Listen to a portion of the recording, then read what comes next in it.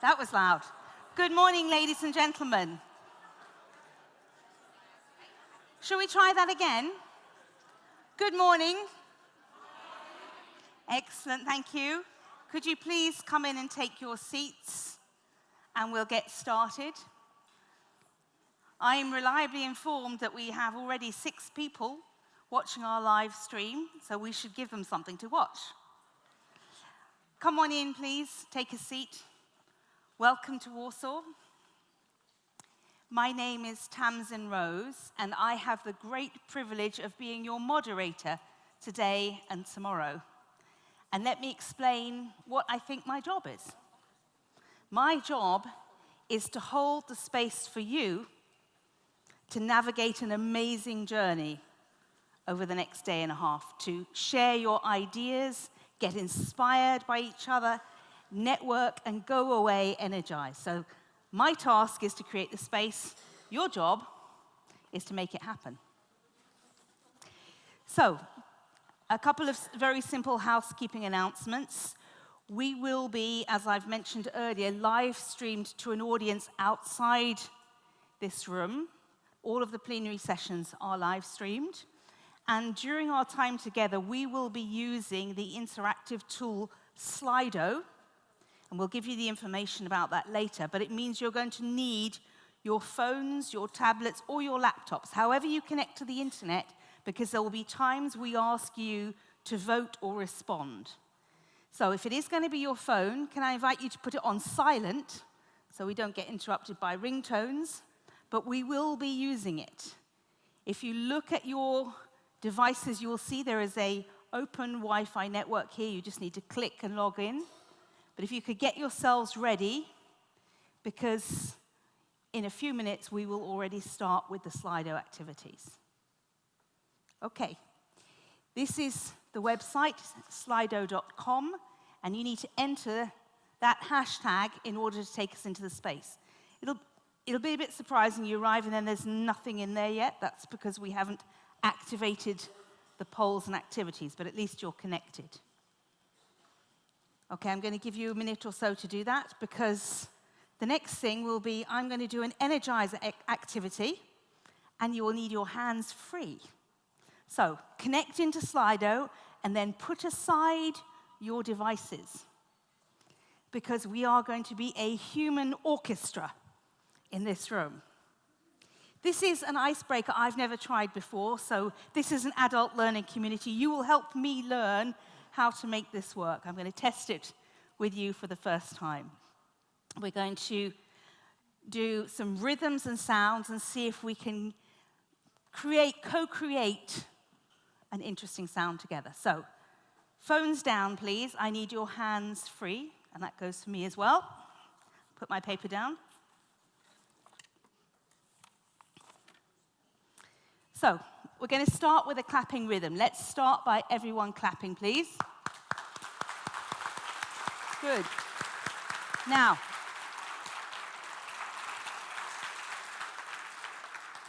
yeah, that was to do is see how loud and softly we can do. So when I do this, it needs to be really loud, and when it's like this, it's soft. So let's try that again.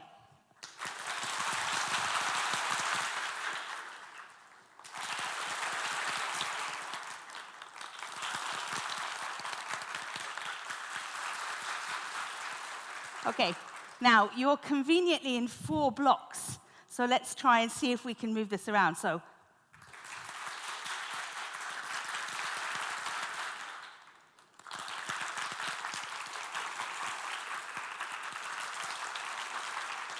good, okay, so now we're going to add some sound to our clapping.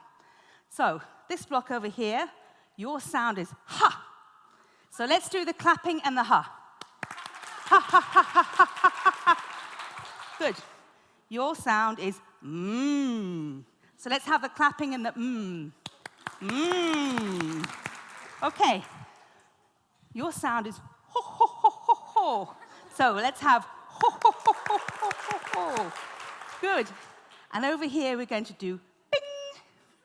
So let's have bing, bing, bing. Okay.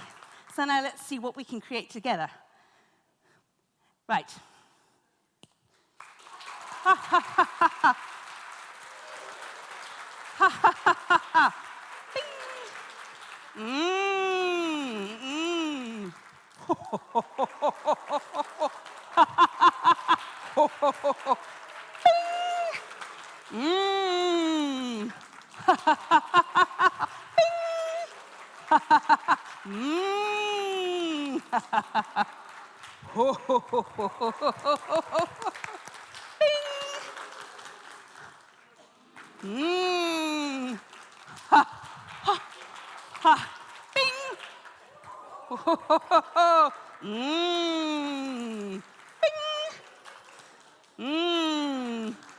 Let's do it fast. Ho, ha, bing, ha, ho, bing. Okay, give yourselves a round of applause because you were the human orchestra.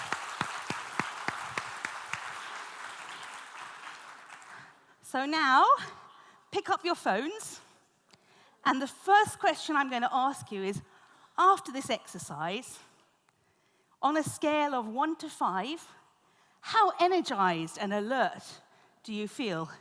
If 1 is, you still need your coffee, and 5 is, you're ready to jump out of your chair and run a marathon, where on the scale of 1 to 5 are you feeling?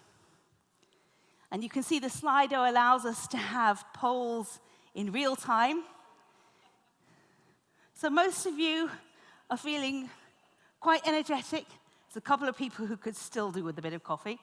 Fair enough. Okay, now on the top right-hand side of the screen, I can see the number of people who voted. And this, our capacity conference with people from 38 countries is about 220.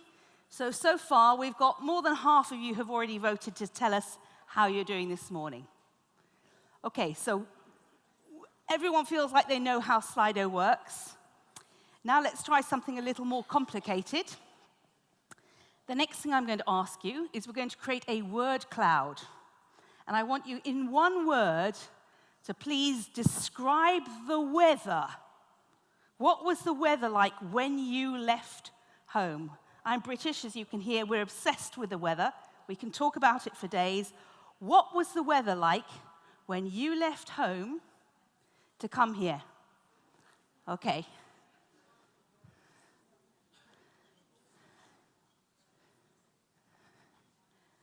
Great. So we had windy, sunny, hot, cloudy, stormy days across Europe, as we can see.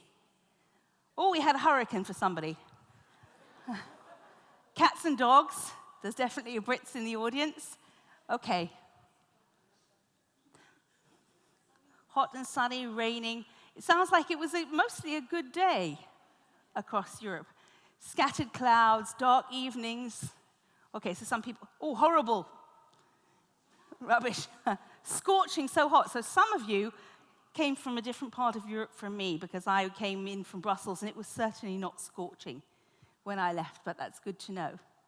By the way, does anyone know where the phrase in English, raining cats and dogs, comes from? Does anyone know? Because if not, I can tell you, but I thought if anyone else knows the story. Okay.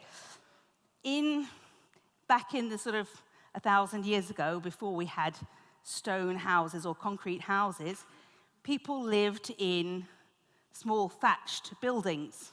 And of course, the animals lived in the house with them. So if it rained a lot, and this included their domestic cats, the animals would fall down in the building they were in. So it was quite literally raining cats and dogs. So now you know the origin of the threshold. Does anyone know what the word threshold means? And again, this is before the world when we had carpets. In those same very basic buildings that people lived in, they put straw on the ground. That's the thresh. That's what we call the bits of the grain that we don't use. And so we had to have a little wooden block to hold it in. So that was the threshold. It held the thresh on the floor of the house. So when we talk about the threshold, it's a level to enter. We're talking about that particular thing that you had to enter. So there. the source of some interesting terms. And maybe, because we have such a diversity of countries represented, the task I'm going to set you, and I'll ask you how well you're doing at lunchtime tomorrow, is to find the original story behind a few interesting phrases you've heard from another language or another culture. So when you go home, you should have, like I've just told you, the origin of why we use certain terms. Challenge accepted? Does it sound like fun? Excellent, good. In that case, I will leave us with the vision of what life was like the day we left and invite you to be here with us here in Warsaw. And I'm going to pass the floor to a video message from the European Commission to give us a welcome and inspiration for what we're going to do together for the next day and a half. So could you please see the video message from the European Commission?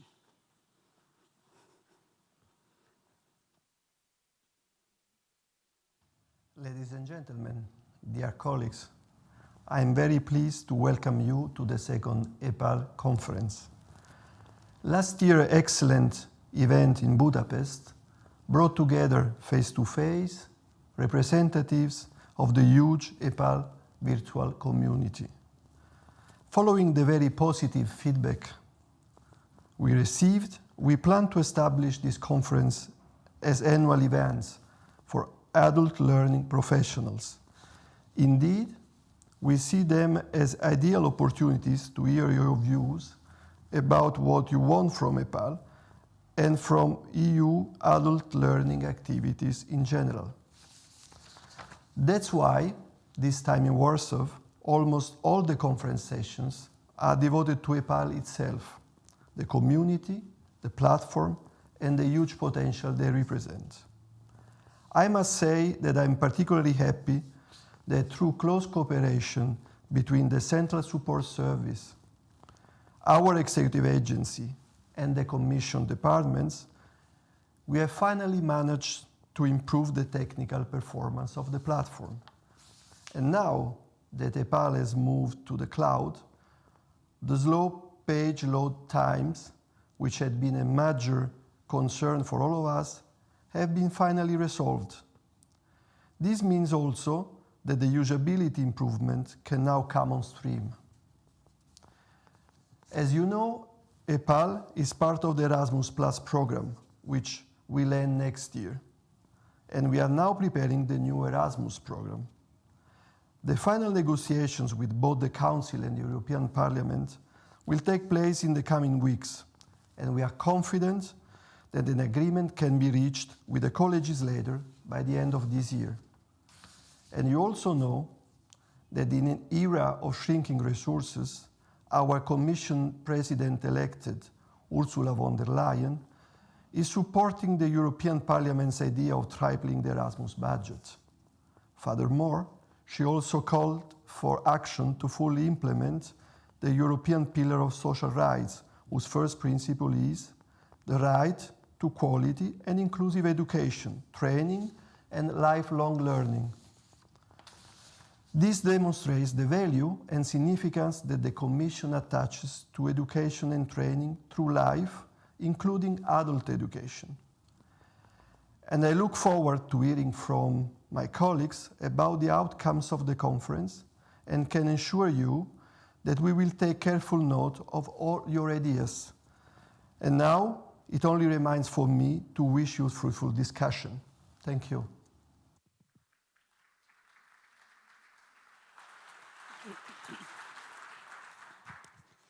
Thank you. And before I hand over to our host organization here in Warsaw, just let's get a sense of who's in the room. I understand we're from 38 different countries, but if we can go to bring up the Slido poll, which asks you to identify which stakeholder group is in the room, then we'll get a sense of, could you please let us know whether you're a provider, practitioner, you're a project, NSS staff, media, academics, policymakers. Because again, that's useful for us to understand what your background is and therefore what your specific interests are. Okay. So we're quite evenly split between NSS staff and practitioners, providers. We have a few projects who are here looking for partners, a couple of media, but mostly we've got practitioners and NSS staff. Excellent. And this is useful when we go into workshops and when you interact with each other, you'll get a sense of who the potential people are you're talking to and who could be project partners, etc., and where you can get information from. I'll just give that a few more seconds for us to get as much data as we can. Almost everyone seems to have voted. We're 162.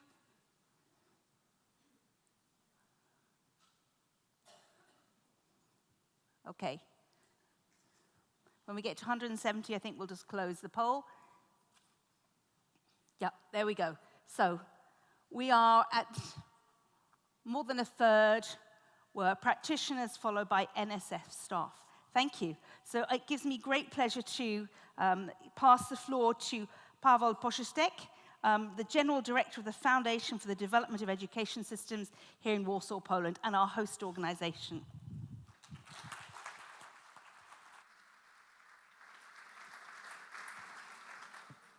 Welcome, everybody. Thank you very much for this warming up activity. I actually, in order to get here today, I had to get up at 5 a.m., so it did me really very good. First of all, thank you very much that you've chosen Warsaw, that you've chosen Poland to hold this second EPALE conference. We are honored and we are happy that we can host you in our country. I represent the institution. Our name is quite difficult, the Foundation for the Development of Education System, but first of all, we are known from Erasmus Plus because we are the national agency of Erasmus Plus in Poland. And our portfolio in different educational activities is quite huge. We have a lot of different programs devoted to, for example, vocational training, but today, obviously, we are talking about adult education. And within this portfolio, this area, we have our portfolio of activities is also quite big. We have Erasmus Plus with its adult education activities, but also, first of all, we have EPALE.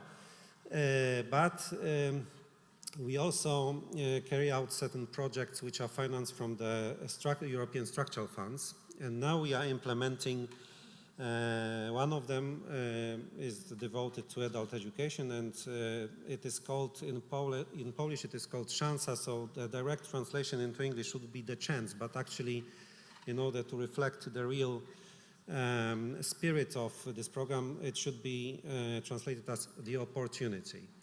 And this program is devoted to, we are going to develop certain models of supporting adults in acquiring basic skills. It's an upskilling kind of project. And we are in a first phase of it, so maybe there will be also the occasion to today to exchange some views and experiences on this as well. Every year we organize the Forum for Adult Education. Usually it takes place in November or December. This year we will organize it for the third time. And actually now, when you are here in the beginning of October, we are actually in a period of the so-called official days of adult education in Poland. This initiative is not coordinated by us, but we as the institution participate in the network of organizations. This is a kind of alliance of different organizations in Poland which organize these days and try to promote the idea of adult education. But first of all, you are going to discuss here EPALE initiative. So what can I say? We have almost 4,000, exactly 3,600 active participants on our portal. Every month, almost around 10,000 newcomers, new people are visiting our website every month. Around 40 articles are added to it. Maybe those figures are not impressive yet, but we are working very hard to promote the idea and to improve the figures. I remember many years ago, sometimes EPALE is, for different reasons, is compared to e-twinning initiative for school cooperation. We are quite successful in Poland in e-twinning. For several years, actually, we have top numbers of active teachers, or projects implemented and schools involved. So we are also trying to use this experience to transform it somehow into a EPALE initiative to boost the promotion of this initiative as well. But I think that obviously you know much more about this initiative, and we will also listen to you, to your experiences and to your expertise, and we'll try to implement good practices in our country as well. So enjoy the conference, enjoy Warsaw, enjoy Poland, although for the last few days the weather was terrible in Poland actually. It's getting slightly better. I don't know what is the forecast for later for today and tomorrow.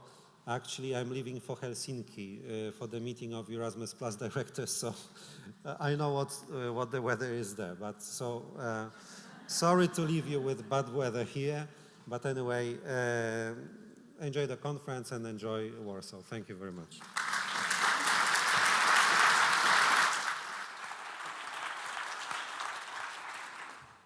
Thank you. And as you mentioned, the focus for this very conference is the community itself.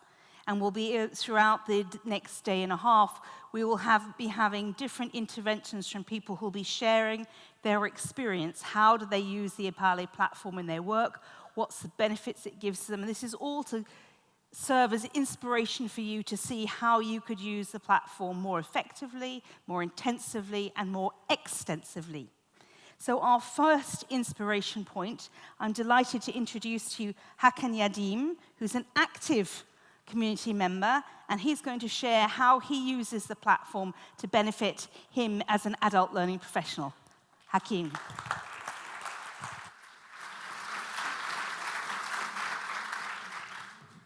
Dear all, thank you for hosting me in this conference. I am really happy to be here. I will talk about EPALE's positive and innovative effects my career and its contributions in my lifelong learning activities. First, I want to introduce myself. My name is Hakan Yadim. I am from Turkey. I started my teaching career in 2006. Since 2010, I have been working as an information technology teacher in Bilecik Bozüyük Public Education Center, which is an adult education institution of MON. We met EPALE on 15 December 2017 with help of EPALE information meeting in Bilecik, which was held by EPALE NSS Turkey. Since then, we use EPALE more actively, both as an institution and as individual.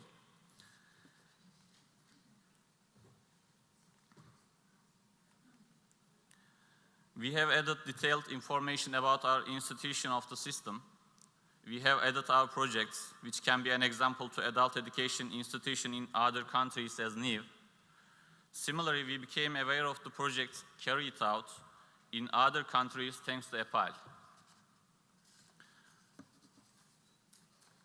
EPALE is very useful for us to communicate with other adult education institutions. We as an institutions share our projects that can inspire other institutions. In the same way, we follow what the other institutions do. Thanks to partner search, we are searching partners for the Erasmus project that we will apply this year. EPALE is really effective in supporting us to find partners without spending too much time. We can quickly access articles and study reports written in the field of adult education. I have been interested most recently in research center. My own field of study is information technologies, so I upload research about it. Blog section is very important in terms of giving us ideas in our projects. Thematic focus, online discussions give us information on how to look more carefully at specific issues. If we, as an institution, have ideas about the subject, we add them as comments. How do we promote EPALE in my institutions? We update the EPALE information board in the teacher's room, our institutions, every month within the framework of the thematic focus. It is very useful. EPALE's benefits to my career. I published a book called Shortcut to Computer Learning. I'm a writer. It attracted more attention thanks to EPALE trainers from other countries contacted with me about the book. I published my lecture notes in different languages. In this way, I have transferred information to people in different countries. Besides, I implemented a project. My mother is learning computer in Turkey. I made use of EPALE in finding partners and contracting the content of the project. What more do we want to see in EPALE? More space can be allocated to multimedia content. For example, a video section can be created to provide more detailed information about projects. If we have videos of our own projects, we add the English subtitles to the new section. Seeing such videos in a separate section can attract more attention of users. Online discussions can be done in the form of voice and video chat with a moderator in the virtual classroom environment beside the written discussion. Thank you for listening to my presentation. You can contact me using on the slides. Thank you for all.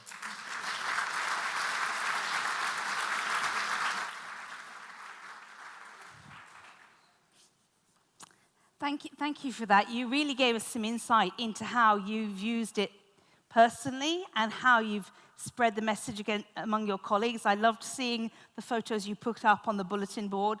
We sometimes think that the world has all gone digital, but there's clearly a place for paper to support and build on that.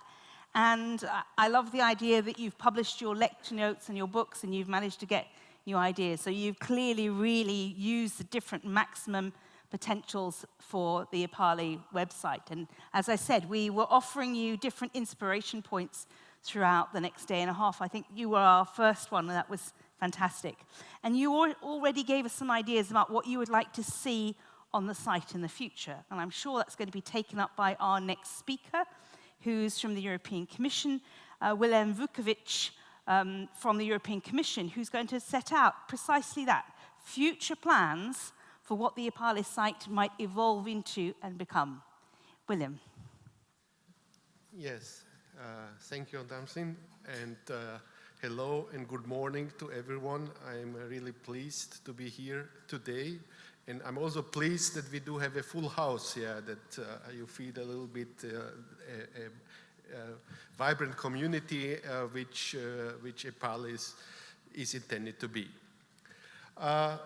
I would like to give you a little bit of introduction in which direction EPALE is going in the next couple of years. And in doing so, I have, of course, to refer to Erasmus. EPALE is part of Erasmus, and of course, also in the future, it will be part of Erasmus. And in addition to that, it will be much more interlinked. First of all, let's talk about the money. The initial Commission proposal was going to double the money.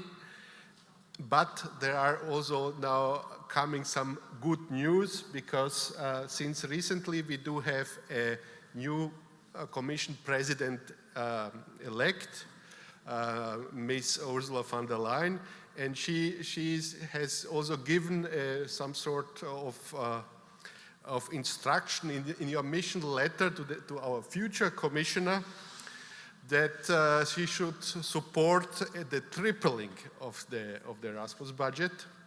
Of course, we are very pleased that Erasmus.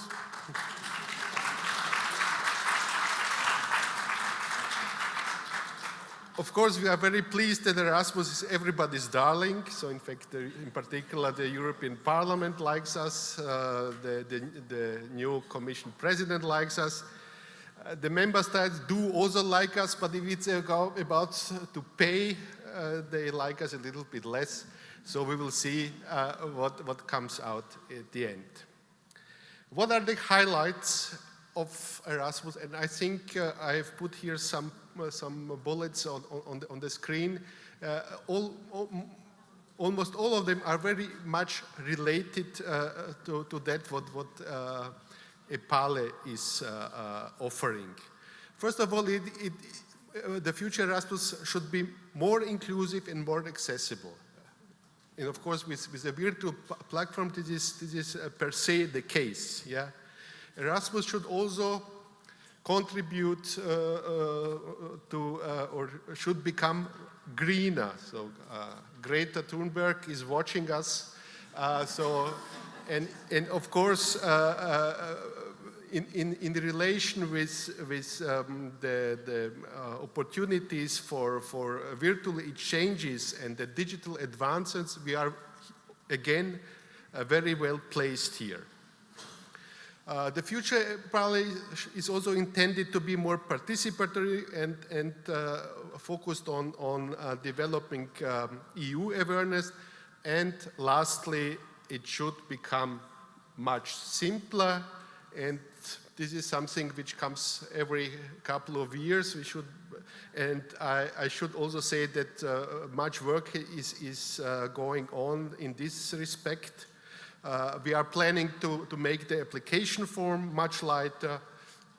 Related to that, it's the reporting, so shorter reporting, improved online tools. This is also for EPALE, and in the school education field, it is the school education gateway in Litvinink.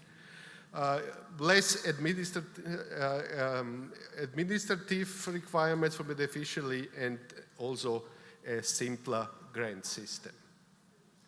If we are now looking into the negotiation, just to give you a brief overview of where we do stand now, you can see here in this graph, it takes quite a while to get EU legislation through.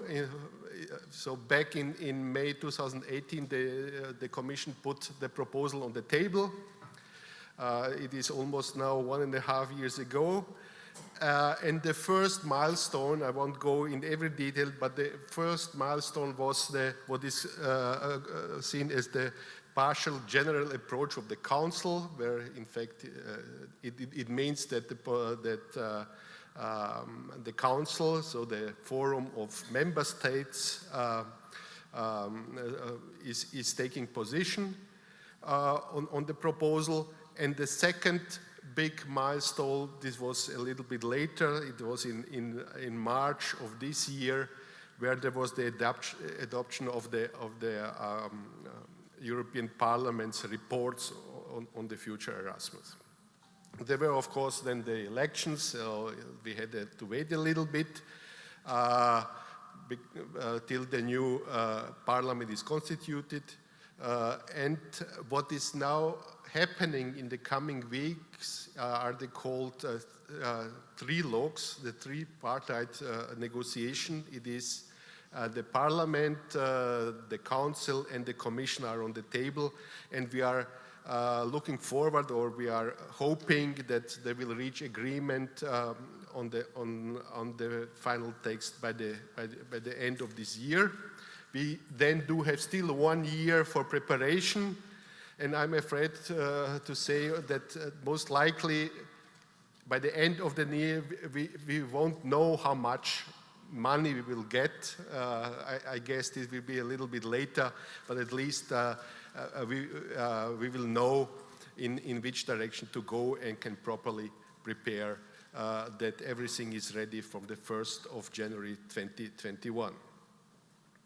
What we are also looking forward is to give a better service, and better service means a couple, the implementation of a couple of elements. First of all, we are planning to make a EPALE app, in particular against the background that almost 40% of our users are using mobile devices, in particular smartphones, to get connected. You know that in fact our clients or our members, there is a broad spectrum. Many of them are freelancers, and what we are looking at, that they can get easier access to the platform when they are, for instance, commuting or waiting at the bus stop, so to give them more opportunities to exchange with colleagues. The app is foreseen to cover the main content and main functionalities, and of course it will have some features typically for apps, in sort of push notification and easy access to discussions and new content. What we are also looking at is something which we are a little bit lagging behind. It is the e-learning resources. This includes webinars, open educational resources, and massive open online courses. This year we started with it. In total, we are planning to have eight open OERs and MOOCs. I think we are currently at half time, so there are still 3 months to go. As I said, we are a little bit late, but based on this experience, we would like to broaden our offer. We are also looking forward to the introduction of a new technology, which is called Drupal 8.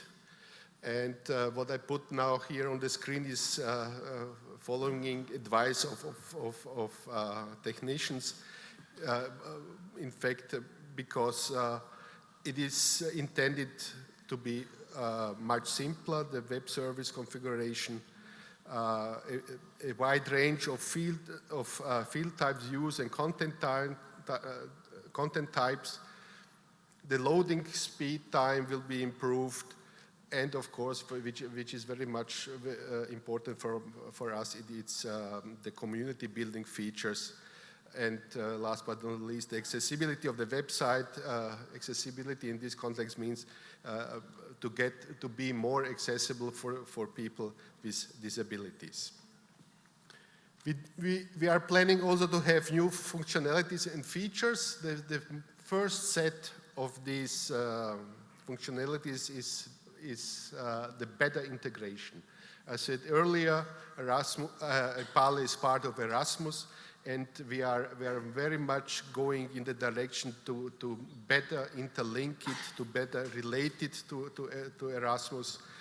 This means, in fact, we will develop an online course catalog, which will be, of course, fed with Erasmus project results. We will enhance this partner search. Our Turkish colleague was referring to it. This is something which is very perceived as very useful for adult learning providers and adult education organization. And we are about to introduce the blended mobility. So in fact, blended mobility is combining virtual and physical exchanges. In this respect, we are still waiting that the fundamentals of the new actions for the future Erasmus are set, and we will work together with national agencies and NSSs, how this can be implemented best.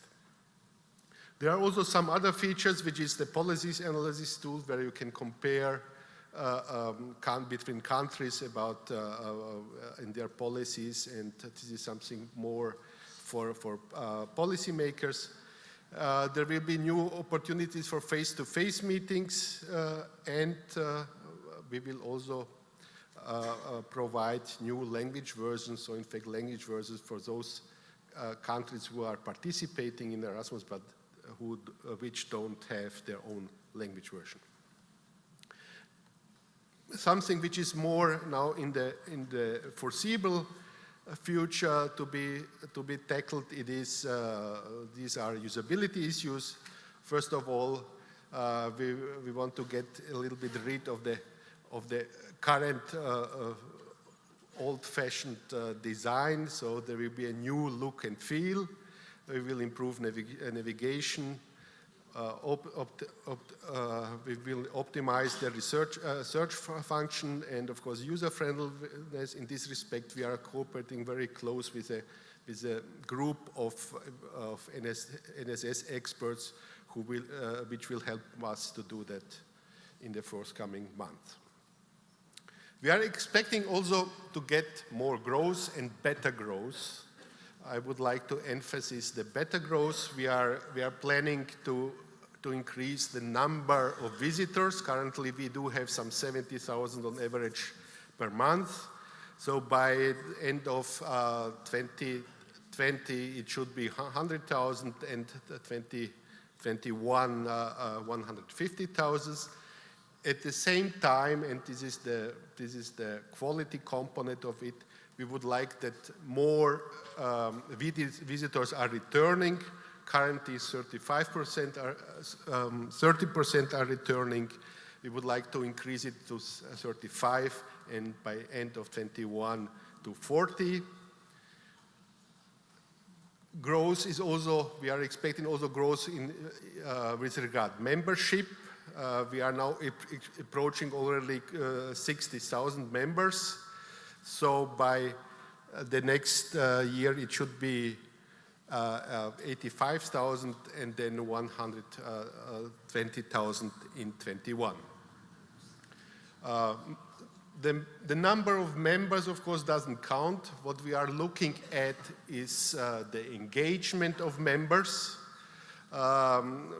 We are currently around, so between 9 and 10%, and I assume this was to a certain extent also related to some performance issue of the site. But as this is solved now, it should increase again for 2020 to 12%, and by 21 to 15%. And lastly, I would like to put much emphasis, in fact, to the fact to which population, to which target group EPALE should serve in particular. These are the adult learning providers and adult educators. And we can see here in the graph, they are covering mostly 90% of members. We have seen earlier today in the Slido graph, there were some 35 or 40%. So in fact, and we are expecting also in future conferences that the share of this target group will increase. So this is all from my side, and if there are any questions, I'm happy to come back to them. Thank you.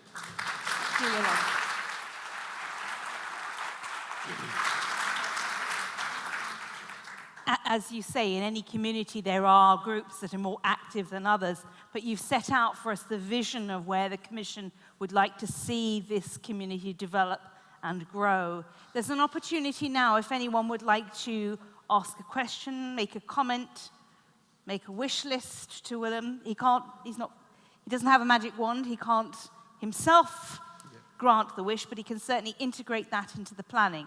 So the floor is open. Would anyone want to make a comment or a question to what Willem has set out as the vision for how EPALE will grow and develop in the coming. Yes, if you could just, the microphone is coming to you. Stand up, please, and give us your name and where you come from. Hello? Yes. So I'm from NSS Romania. My name is Pascu Ernut. I want to ask about the mobile app. Will it be present in internal testing for EPALE and SSS, or will it be publicly accessed by everybody directly when it will be done? Okay. I guess because we are just preparing from next year. This is in fact in our planning for the next year, and of course we will very much also consult the NSSs in this matter. Thank you. But the app, when it's fully developed, would be available more broadly, but the NSS would be part of the beta testing phase, obviously. Yeah. Yes, of course. Any other questions or comments? Yes, and I can see another hand there, but we'll start here. Hello, I'm Zvonka from Slovenia. Thank you for this input. I think you talked a lot about quantitative challenges, about members and so on. But what about the content that is being exchanged in EPALE? What kind of content do you imagine for the future? This is, in fact, an interesting question because our ultimate goal is that users or members themselves contribute to the platform. So EPALE is, in fact, planned to be a very user-driven platform.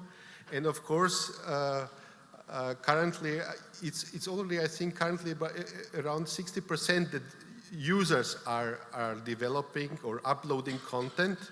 And of course, there is also another component. This is the quality aspect. Yeah, and currently, because normally the NSS, the National Support Services, are validating content that it can be online, and of course, because we do have, I don't know how many, already 10,000 uploads on the platform. There is, we have to increase our efforts to filter out those the content which is really relevant. So I'm a little now thinking about to introducing some sort of a star system which you do have in everybody knows in Amazon or about rating, so that there is some sort of quality control or quality advice which is developed by the members themselves. Okay, thank you. Yes, we had a comment here, and another one there, yes. Hello, I'm Zintis, Regional Coordinator from Latvia, and I have an organizational question about the conference, not directed to you directly. About these presentations, will they be made available for download later? Yes, I'm sorry, I should have said that at the beginning. All of the materials that are presented to you, the different presentations, will all be made available on the EPALE website. If they're not already up there now, they'll be going live as we speak. So you'll be able to use them for the future. Yes, we had another. Well, I'm Dagmar Wenzel from Germany, and you talked about Drupal and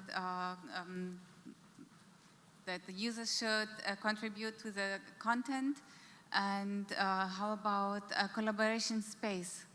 Is it planned? How will it look like? Because when you contribute on a European level, then you would like to do it together with your partners, for example, and prepare it together with your partners. Okay, this is perhaps... Yeah, this is something, in fact, it is also how we... currently there are collaborative spaces where you can create your own groups. This is in fact meant to create own groups, in fact, own private groups, and to step into contact with peers. There are also community of practice. This is, in fact, these are open groups. But perhaps it is, thank you for this question. Perhaps it should be made a little bit more visible, that people know where to find it, and we will think about that. Thank you. Helping people navigate to the different functionalities of the tool. That's great. Yes, I have another hand up. Oh, we've got two more. The room's really waking up this morning. Yes. Hi, Jamie Grundy from Inside Out Support Wales in Wales. Just a question about the website. It was really interesting to see the breakdown over 90% of users are adult learning providers. Have you done any work on the correlation between where they come from across the EU, and if there's also maybe a correlation to the language that they used? Okay. So the second, I didn't get... The language that they use. Yeah. So I know that predominantly the website is mainly in English, but yeah. obviously other languages are used regularly on the website. Of course, we do have it. We do have a very extensive web analytics. So we know where people are coming from. Of course, we don't know if they are from Wales, yeah, because. But I think we do have a very good overview about countries. So which countries are the best and what we can also monitor it is quite the oscillation. There is, if sometimes, to give you an example, if the Polish NSS is organizing something, we immediately see it in the monthly figures that it goes up. Yeah. Okay, so it's actually a dynamic pattern. Yeah. So the involvement of countries. If you are interested, you may wish to contact your national NSS, the National Support Service in the UK, and they can certainly help you. And I think our next speaker may also be able to respond to some of those comments about the use. We had another hand up, I saw. Yes, it was over there, I'm sorry, yes. My name is Katalin Damjanovic. I'm from Tempus Public Foundation from Hungary, the National Agency for Erasmus. And we've seen strikingly huge numbers, targets, growth planned for 2020. And I wonder whether there are any plans, measures to be implemented that you plan with, or any recommendations how these numbers will be reached, or it's up to the national support services. Okay. So you plan overall growth in numbers, but have you got a quota per country that they're supposed to reach? How would they do it? Of course, because in fact, it is the executive agency who does the grant agreements with the national support services, and they do have also what is called the key performance indicators. Yeah. And there is in fact, as far as I remember, a percentage is given by how many percent they should increase by 2020, because this is in the current agreements. And presumably, you set out in potential new tools and additional elements that are going to be added to the EPALE platform, which hopefully will give you a basis to promote more widely and engage more people. So it's not as simple as saying, go out and find more people. There are more stuff being added to the site to help that process. I should also like to add that we are very dependent on the national support services, and we are very counting on them that they will support us to achieve these figures. Excellent, thank you. And I think we'll perhaps have more insight into this as we move to our next speaker. So could we say a warm thank you to Willem? Thank you.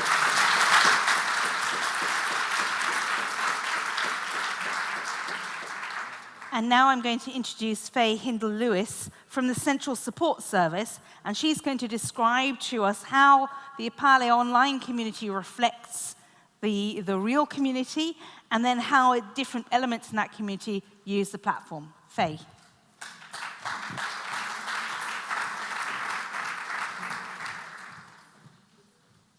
Good morning, everybody. Thank you very much for coming to the conference here in Warsaw. We're really pleased to see you all, and we're really looking forward to hearing your thoughts and comments during the conference today. We'll just wait for the slides to catch up, but while I'm doing so, let me introduce myself. My name is Faye Hindle-Lewis, and I'm the project lead for the EPALE Central Support Service. The Central Support Service works to manage and maintain the EPALE site, and we also work to support and collaborate with the 38 national support services who are a key component of the EPALE online community. Let me just talk a little bit about the purpose of the conference. So we've brought everyone together in order to listen to your ideas and thoughts for the future of the site, Obviously, Wilhelm talked to you about the Commission's vision for the strategic vision for the site over time, and I think it's really important that we offer national support services and EPALE members the chance to feed into that discussion and to potentially influence the content and of the site going forward. So this is why you're here. We're here to listen, so I would really urge you to take the opportunity to share your thoughts, to meet each other, to discuss ways in which you use the site and ways in which you would like to use the site, and also the good experiences that you've had with EPALE, with the National Support Services. The workshops and all the content of the 2 days are designed to enable you to contribute and to feel listened to. So I would really encourage you to take full advantage of that and to let us know what you want to see in the short term, but also in the longer term. You can see that Wilhelm and the Commission are thinking very strategically, and I think that's really important as well, that it's about, you know, where do you want the site to be in 5 years' time? What do you want it to offer to you as adult learning professionals and as an adult learning community? So I'm going to talk to you, sorry, I'll just find the clicker, about who are the EPALE community, who is the EPALE community. And as you saw from Wilhelm's presentation, the EPALE community is growing. There are targets for the future for accelerated growth, but I think it's worth reflecting that the site is doing really, really well at the moment. Earlier this year, we celebrated the milestone of reaching 50,000 registered members, which, considering the site is only 4 years old, is, I think, a great achievement. As of yesterday, we had 56,750 registered members, and that represents a large growth even over the last 12 months. So over the last year, we've added 13,000 new members, and there's been a 40% growth in the visits to the site on a monthly basis and the number of visitors. So you can see that the EPALE community is vibrant, it's growing, and that's what we hope to support for the remainder of the year. We also have not just the community on the site itself, but we actually have a very active and interested community on social media. So for our social media channels, Facebook, LinkedIn, and Twitter, we have over 50,000 followers. And when you add in the national social media channels that are run by the NSSs, that takes us up to 70,000 members of an online community around the site, interacting, letting us know their thoughts and promoting EPALE. And then in addition to the online community, the site also supports offline work, and this is through the work of the 38 national support services. We welcomed 2 new national support services in 2019 for Greece and North Macedonia, taking the number to 38. And as Wilhelm said, the national support services play a pivotal role in promoting the site and also in making sure that there is a vibrant community in terms of face-to-face meetings as well as online information.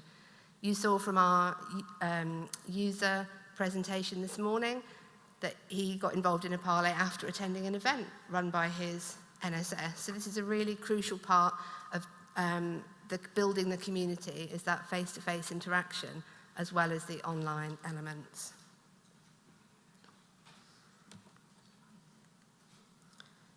Throughout my presentation, I'm going to give you just some short quotes from EPALE members to illustrate how people feel about the site.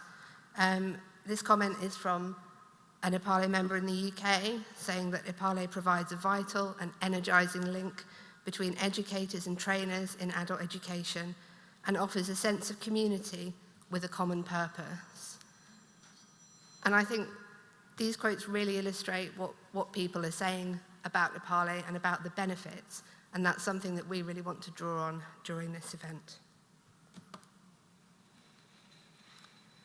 So as well as being a growing community, EPALE is also a geographically diverse community. So this slide shows just a map of Europe, and you can see the darker colours are where the highest number of members are. So this shows you that there are members all across Europe, and the darkest green countries include the top 3 countries for visitors to the site.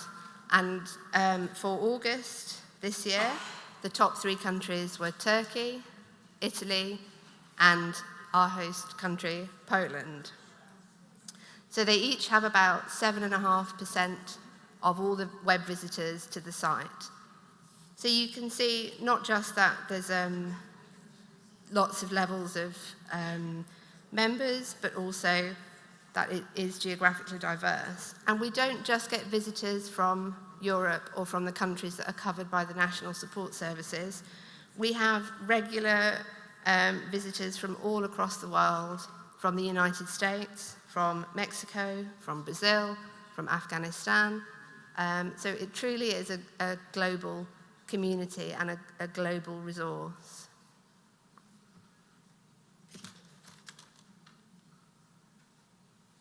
So here's another quote from an EPALE member in Lithuania saying, "It is easy to grow professionally with the help of the EPALE community.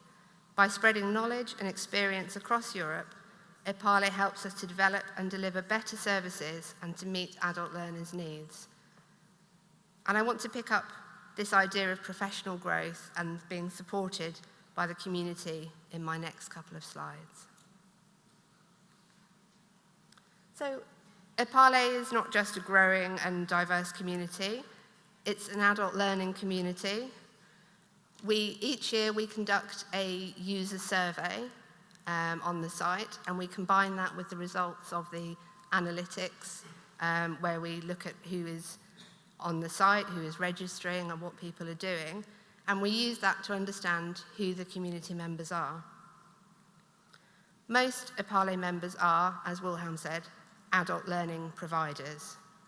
So as a global figure, the proportion is consistently high, around 80% for adult learning providers. In the 2018 user survey, which was completed by almost 1,000 of our members, it was around 60% of the respondents were classed themselves as adult learning providers. But we also have other people using the site, and you are representative of all these members. We have adult learning projects and partnerships, commonly through Erasmus+, using the site to share their experiences and discuss their best practices, as well as meet and form partnerships. We have a large academic element to the site where academics, researchers, and adult learning students are using the site as an information source and a resource base. We have adult learning stakeholders using the site regularly and the content, and we have a small but strong group of policymakers who use the site to find out about different policy initiatives, particularly at European level. And we also have a small contingent of media professionals using the site. These are the top 6 types of EPALE members, and these are who we aim to support when we develop our content, and I'll talk you through that a little bit in a moment. And it's not just a community of adult learning professionals.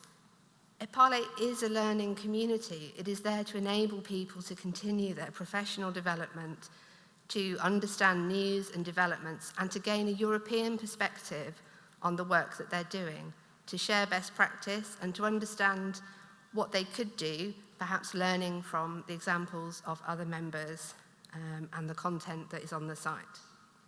So again, in the 2018 user survey, we asked people what their top reasons were for visiting the site.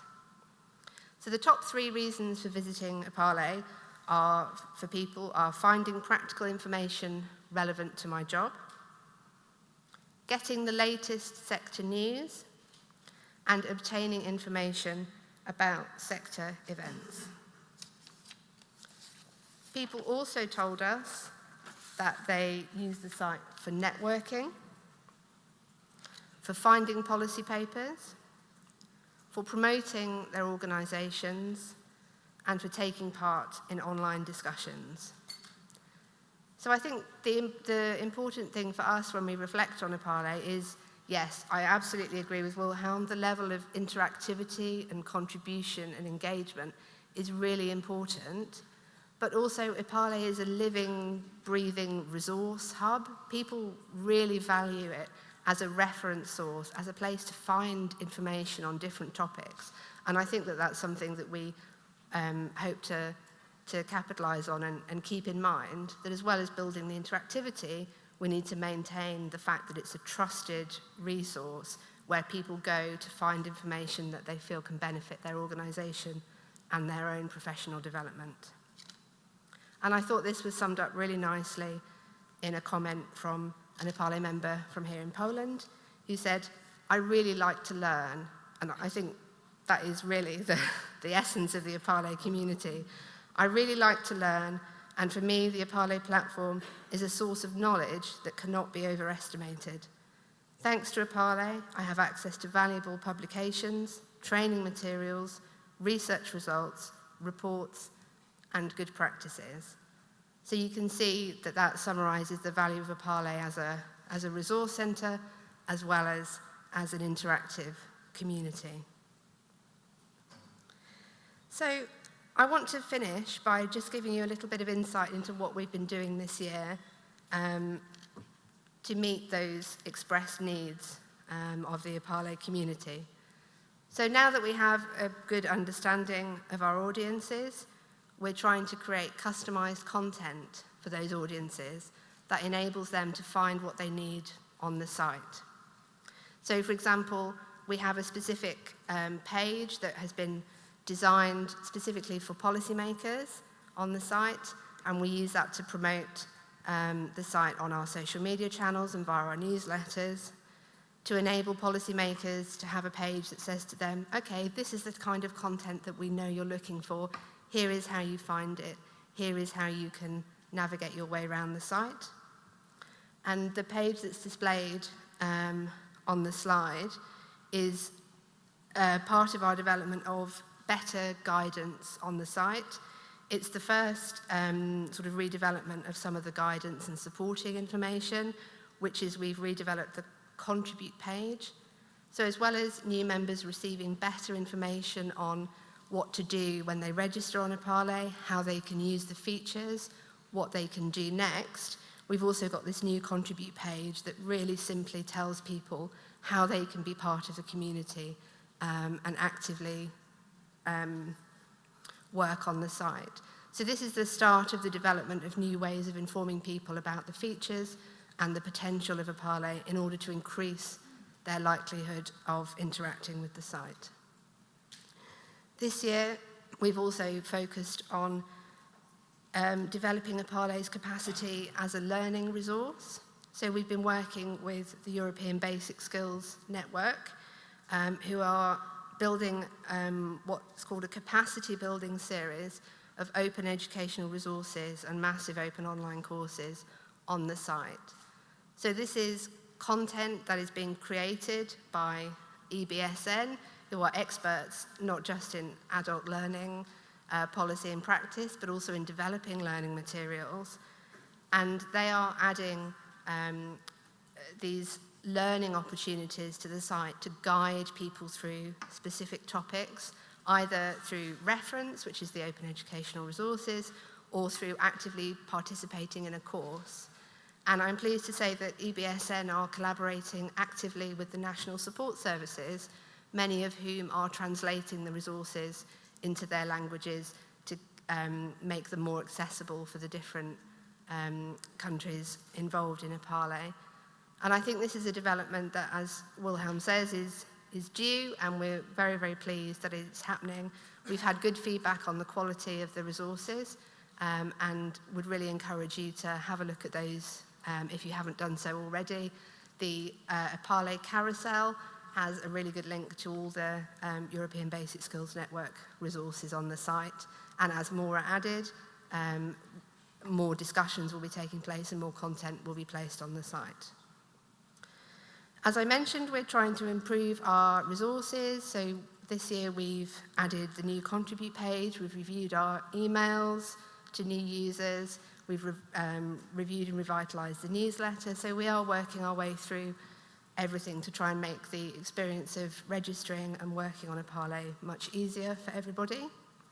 And we've also tried to experiment with some new topics and themes and different kinds of online discussions. So earlier this year, we moved away from policy discussions, and our first discussion in the first quarter of this year was a very practical discussion, asking people to share their best practices in adult learning projects and initiatives. It was one of the most popular discussions on the site, and actually when we look at the figures for people viewing the discussion afterwards, they're very high for us. We turned everything into a blog post, and it's now a resource that is being used regularly each month for people to look at best practice and still read the information and the innovations provided during the discussion. So I think for us, 2019 has been a year where, as well as trying to improve the speed of the site, we've also tried to improve the content and improve the relevance of the site. There's still a way to go. We're not at the end of the year yet, and as Wilhelm said, we have plans for a visual refresh and for improving some of the usability elements of the site. So these are not forgotten about. These are in train, and we'll be very pleased to share them with EPALE members as they come on board. And we are working with NSSs to make sure that the national level feedback and the feedback from the users is incorporated into those developments. So just briefly, that was what we're doing this year. This is also a little call to action for you, if you don't mind me asking you to help us. So at the moment, the 2019 user survey is live on the site. You'll see a pop-up when you go on to the site, which takes you to the EU survey portal, where the user survey is available in all EPALE languages. We would really welcome you contributing to that survey. We would love to hear your thoughts on how you find the site, what you would like to see next. And each year, the survey builds on previous user surveys to allow us to draw some conclusions over time and to feed that into the site's content and development. Continue to take part in our discussions and keep creating content. If any of you would like to write a blog post for the site about your experience at the conference, I think that would be most welcome. I would also urge you again to investigate the online courses being created by the European Basic Skills Network. There are in fact 2 online discussions taking place next week as part of generating the resources for the next open education resources. They're on workplace basic skills and family literacy, and those are taking place next week. You can find details on the site, and again, we've placed it on the carousel so that you can find the discussions easily. And also, please do keep sending us, or your NSSs, your case studies about how you use the site or the benefits of using the site. We also have a photo competition running to help us get good photos and case studies to help promote EPALE to new users. And I'm pleased to tell you that photos taken at the conference will be eligible entries. So I'd encourage you, if you've got any nice photos over the next 1.5 days, to think about entering the competition. It's all about how has EPALE supported you. There's a hashtag, and you can win some cameras as part of the prize. So again, if you fancy having a go at that, that would be very welcome. And I'm just going to leave you with one final quote, which I personally found very inspiring. It's from an EPALE member in Bosnia and Herzegovina, and it says, "Finding out about EPALE and becoming a part of an international project with the help of the platform means a lot to me and my organisation. The experience and good practice from other European countries gave us new ideas and strength. And I'd like to leave you with that thought, that is what EPALE is there to do. It's there to help people, it's there to connect them with a European perspective, with their peers, with new organisations, and to give you ideas and strength to continue in your much needed work in the adult learning community. Thank you.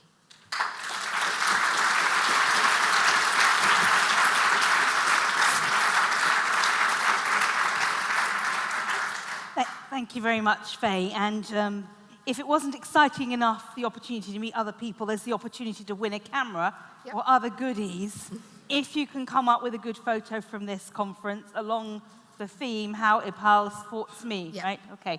Already in my head, I'm thinking about photo opportunities we could put together for that. Let's see if we can get someone to win from this room.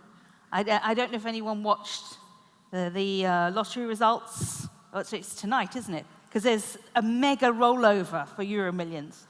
But your chances of winning that are 140 million to 1. I think your chance of winning a camera is better than the Euro considerably better. So let's see if we can get someone from this. Thank you very much, Faye. Given the timing, what I'm going to suggest is, because after the coffee break, we will be having a panel of users who will be exploring more about how they use EPALE. That what I might suggest is that you be in the front row and be ready to answer questions on the site. But I'm sure, let's have a vote. Would you like to have a coffee break now or have a Q&A questions? Who wants a coffee break now? I think we're going to do that. So, for those of you watching on the live stream, we're going to take a 20-minute coffee break now. For the rest of you, let's check our times. If we could be back here at 20 past 11. And if you have questions for Faye, we'll keep that for the next section. Thank you very much.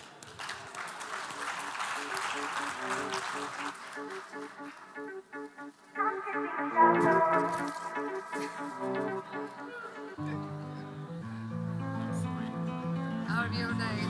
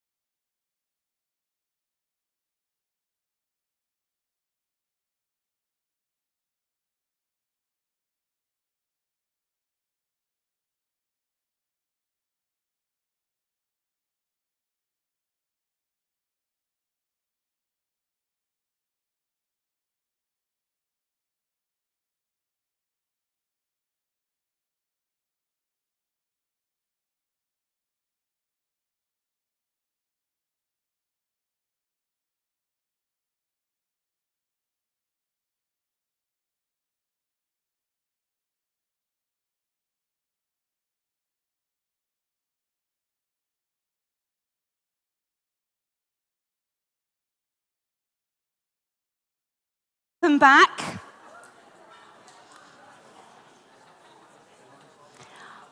Where possible, I'm going to try to run our conference on time. Just so you know, I need you to help me with that. I need you to work with me so we can meet our timing. With more than 200 participants, I appreciate that's a challenge. But challenges are things we can do collectively. So come in and take a seat.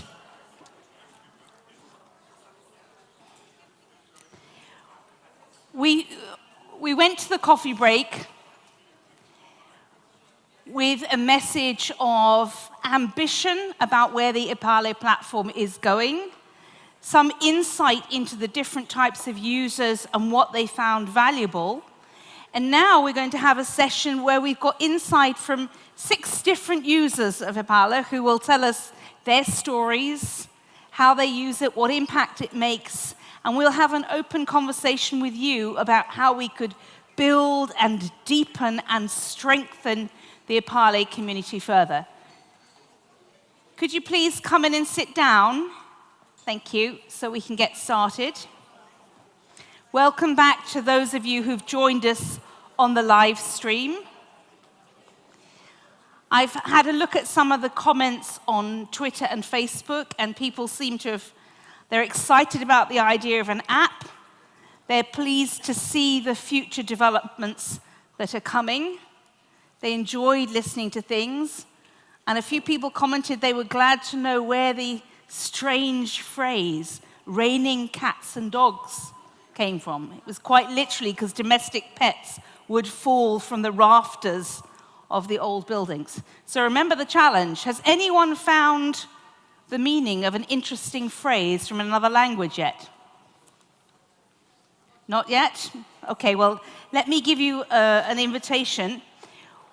I know that some of the NSSs are encouraging their own communities to have an online conversation at the same time as our offline conference here. And I'm reliably informed we've got some Estonians that are lively commenting on Facebook. And there is an inbuilt translation tool. So those of you who've got connected to your communities back home, feel free to encourage them to participate and comment online.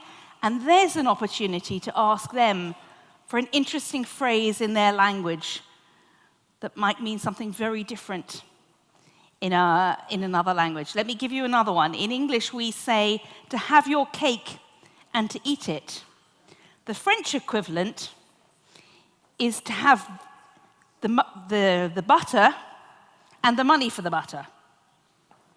So maybe there's, obviously they use more, those of you who like to cook, you know that you use a lot of butter in French cooking. So for them, it's all about the making of it. For the Brits, it's about the eating of it. Okay, let me introduce to you our panel, and they will each tell you their story, a little bit about themselves and how they navigate through the EPALE site, what they find useful, and then I'll open the floor to you to dialogue with them. So we have on our panel Christian Friedrich, Dimitrios Kyriakos, Filiz Kaiser-Aschenberger, Gina Ebner, Maren Johnson, and Martin Ellen Jensen. They will all introduce themselves, and I think we'll just start at that corner, and then we will talk together. So please, you should just be able to speak, and the microphone will work. Awesome. Hello, my name is Maren Johnson. I'm from Estonia. And first of all, I would say that I'm an adult educator, and also I am a researcher. I work at Tallinn University as a lecturer of adult education. But as a user of EPALE, I do have actually another role as well. I'm a podcaster, and I'm also here together with my co-host of a podcast who's sitting over there. We have a podcast which is focusing on how to use digital tools for learning and teaching, and our primary audience is adult educators. And I'm also an early adopter of EPALE, and I've been the ambassador for EPALE in Estonia. Okay, and that's saying something because Estonia is an early adopter of technology generally. Okay, Excellent, thank you. Hi, I'm Dimitris Kyriakos. I am the director of, in Athens, in an adult education vet school, the biggest one. I'm an IT guy, and I do everything in IT ways. In my school, we try to make MOOCs. Basically, we do it VOOCs, which is Vocational Online Open Courses, focused on that. But because our population is adults from 18 till 68, we have basically focusing on creating content. And, you know, content is the king in our days, and we have to focus on what we're talking about MOOCs. And I'm very pleased to hear that EPALE will move on to massive online open courses, which is the future, I believe. And I think EPALE will be the portal that all this content will be uploaded and easily accessible with new technology, which is important. Yeah. Before you hand the microphone, could you just tell me, you mentioned VOOCs, and I've heard of MOOCs. What for you is the difference between a MOOC and a VOOC? MOOC is an umbrella, it's massive online open courses. So we have different categories like short online courses or vocational online courses. We can find different names for that. So within the MOOC category, there are VOOCs and SOOCs and other things? Whatever. Yeah. Okay. This is new language for me to learn. Excellent. Sorry? There are no books, yes. No books in the books. Okay. Hi, my name is Martin Elung Jensen, and I'm the principal of a folk high school, which is the Danish tradition dating back from Grundtvig, who was one of the fathers of the concept of lifelong learning. High schools in Denmark are not like the American high school. It's adult education, non-formal adult education for adults. And one of the prime things about this understanding is that people have to meet in flesh, in communities in order to grow. Life enlightenment is one of the big issues here. I've been an EPALE ambassador for almost 4 years, I think now, and have watched it grow with a lot of enthusiasm, and I think it's extremely important that we have a tool to communicate, but I also think it's important that we celebrate the physical meeting between people, as we do here, but also encourage it. I can have some concerns about the democratic understanding of EPALE, what way it is going, and I hope that we'll have a chance to discuss that too, in how the themes are worked out, how the big data is taken care of. We all remember the Cambridge Analytica stuff, and of course there's a lot of data here which is being taken together that can be used for good things, but also extremely bad things. Thank you. Okay. Thank you. My name is Gina Ebner. On the one hand, I'm one of the thematic coordinators of EPALE, but let's put that aside. I'm Secretary General of the European Association for the Education of Adults, and I think many of you actually know us. There are 2 board members here, and I think in addition 4 or 5 representative of member organizations. So do check it out, eaea.org. So that was my promotional speech. And when it comes to EPALE, what I've always believed in and find really, really important is peer learning. Especially coming from a small NGO where you don't have the money to go and pay maybe expensive trainings and so on, you need something else. And one of the first steps is to look around and see who actually knows something that we don't know. Or within the organization, someone will have a certain set of skills and the other one a different one, and you can exchange. And I think EPALE is one of these extensions of that, where you can look at your peers and say, so what is it that you know that I don't? And can you tell me about that? I can read about that and so on. And I think that is really important I mean, it's also part of what Erasmus wants to do, or it's maybe one of the byproducts. You know, you develop something together, but what you really learn also is how things work in the other country, what the others are doing better. So for me, this is a key feature. Thank you. Hi everyone, my name is Felice Kesar Aschenberger. I work as an assistant professor at the Danube University Krems. I will also do a little bit advertisement. Danube University Krems is a spatial university. It's a public university funded by the government and spatially designed for continuing education and academic continuing education for adults, especially professionals. So what we do is adult education in its sense in every way. And I work there as a researcher on adult education, lifelong learning, and especially we focus our research on benefits of adult education, benefits of continuing education, role of adult education in providing a socially inclusive society, and how we can promote this. These are some of the things. And how we use EPALE, especially for the last 2-3 years, I would say, intensively, and we try really to contribute in every sense. And I mean, I think we will discuss more how we use that, but I'm also very happy to be part of the EPALE group, and I also would like to thank you, our Austrian team, that they really created such a nice culture of collaboration with us. Yeah, thank you. Thank you. Good morning. My name is Christian Friedrich. I'm with Wikimedia Germany, as we like to say, Wikimedia Deutschland. Wikimedia is the nonprofit that supports volunteers in collaborating on the wiki projects. The most prominent you probably have heard of, Wikipedia. We develop software for them, but we also care about the policy that supports open collaboration on the web. We try to foster that collaboration in supporting our volunteers.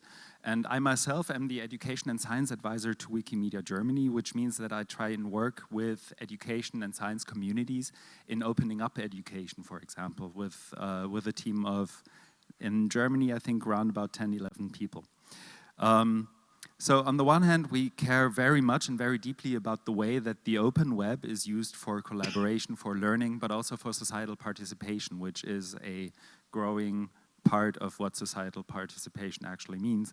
On the other hand, we care very much about what, for example, copyright and open collaboration policy is actually doing to and with educational communities, for example. So those living in the European Union, which I think is at least some or not even most of you all, have probably noticed some discourse going on about Article 13 or now Article 17 in the Euro Copyright Directive, that kind of work. But we also aim our work towards the advancement of digital literacies in individuals in their ways of using tools on the open web, ecosystems on the open web to participate in society. So that's basically us. I personally come from a background, I kind of, I was sitting a bit more upright when I heard that the European Commission and the future steps for EPALE are going towards open and towards the adoption of OER and open practices.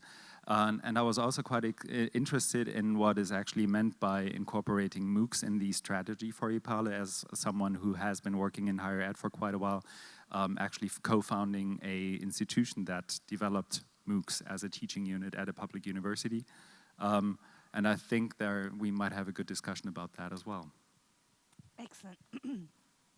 Excellent, thank you. So in fact, we have a really interesting range of views across our panel, from the digital evangelists and early adopters to the people who work very, very much focused in the real world and with people in real life.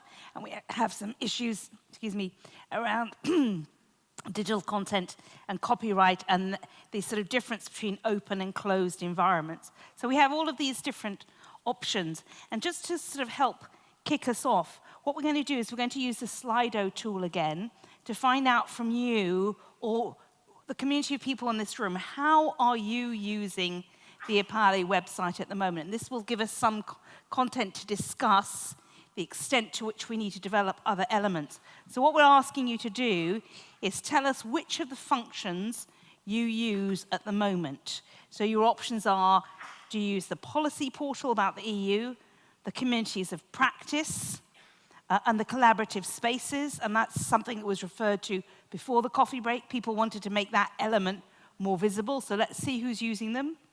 Are you using blogging, the event calendar, the news, the resource center, or the partner search? We'll just get a sense that so far looking quite clear that the blogging elements is heavily used. 60% of those so far voting on that. The communities of practice is down towards the bottom, and maybe this is why we need to make the collaborative spaces more visible, because at the moment they're not used as much as they could be. The news section is starting to become more important. We'll give it another few seconds because we've had about 120 people vote so far, and we've got about 200 plus in the room. So the strong leaders are still news and blogging, with events in the resource center. So this probably corresponds to the slide, I think, that Faye showed us earlier, that people go to find out information. They look for news and information, and then they are reading the blogs and pulling down publications and other materials from the resource center, which tells us there are some parts for the moment that are underutilized, but that might be reflective of this audience, because remember, this audience was quite strongly NSS, and the actual people who use the EPALE community are quite overwhelmingly practitioners and providers. So I would imagine if we asked them, we might see partner search go up a little higher than in this room. But news and blogging coming through as the people in this room are using the EPALE website for that. So I think I'm going to start by coming to Martin, because you mentioned the issue around data. And you mentioned the data, the copyright directive, and we also have the thing that shapes our entire world, which is the GDPR, which covers what we can and can't do. In a world of misinformation, of fake news, Martin, tell us about, you mentioned you're a bit concerned about data, that when everyone wants data, and there's more information that's being produced than ever before, but in the adult learning space, how do you see the balance between getting data from people in order to deliver content that's useful for them, MOOCs that work for them, and also respecting the fact that data could be misused? How would you like EPALE to address this? Yeah, that's a good question. I think that it's extremely important that the processes are transparent.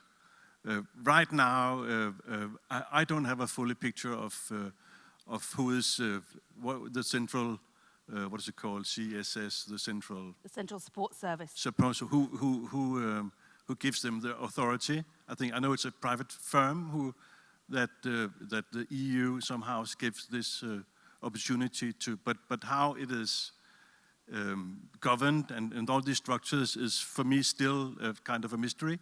And I think that as EPALE is moving forward now, and I can see with these new technological advances, I think it will boost. I'm sure it will. So I think it's very important that it's transparent what's going on and who is doing what. Because what we know about fake news is now that it's not like somebody is writing this group of people should be shot or something. It's the small differences in the communication which you can use by the big data to press people in a certain way. And of course, our general understanding of adult education is, of course, that it should be free, that it should be carried with spirit and the will to share knowledge and to make a better world. But of course, we have to address these things also, so that we all get a sense that this is like a democratic-based institution which is moving forward. Do you see this developing in something along the lines of a charter of users' rights or a transparency statement around data use? How do you actually see us answering this question about transparency in data? Yeah, I think that there needs to be some kind of transparency in who's doing what.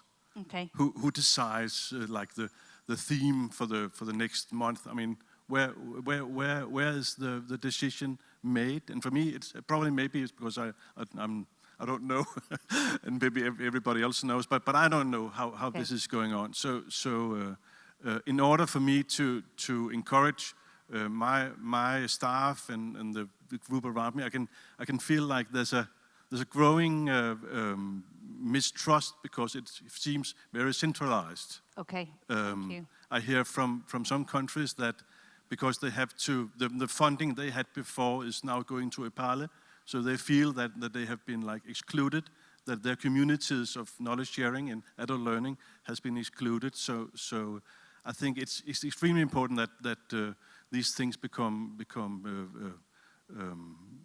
visible now, what's going on and where we're going. Yeah. Okay, thank you. So we need to get some transparency and clarity about how priorities are made and how themes are developed, etc. Because EPALE, for it to live and grow, the community needs to feel much greater ownership and clarity. Definitely. Let me now perhaps come to Christian, because this is something that you will have deep experience in, helping communities to feel enough ownership that they will generate content for free. I mean, that's the whole basis of Wiki. The whole Wiki model is that people submit and contribute their expertise and ideas, and then the whole is much more than the sum of its parts. And the vision for EPALE going forward is growing both in usership but in content generation. So what advice would you have if we've got this ambition to grow the EPALE community? How do we encourage people to contribute? We've heard about getting some clarity and transparency, how decisions are made. What else could we do? Well, I think I have to disclaim that I'm not the one who does the great work that in engaging our communities. Yeah. We actually have a whole team for that.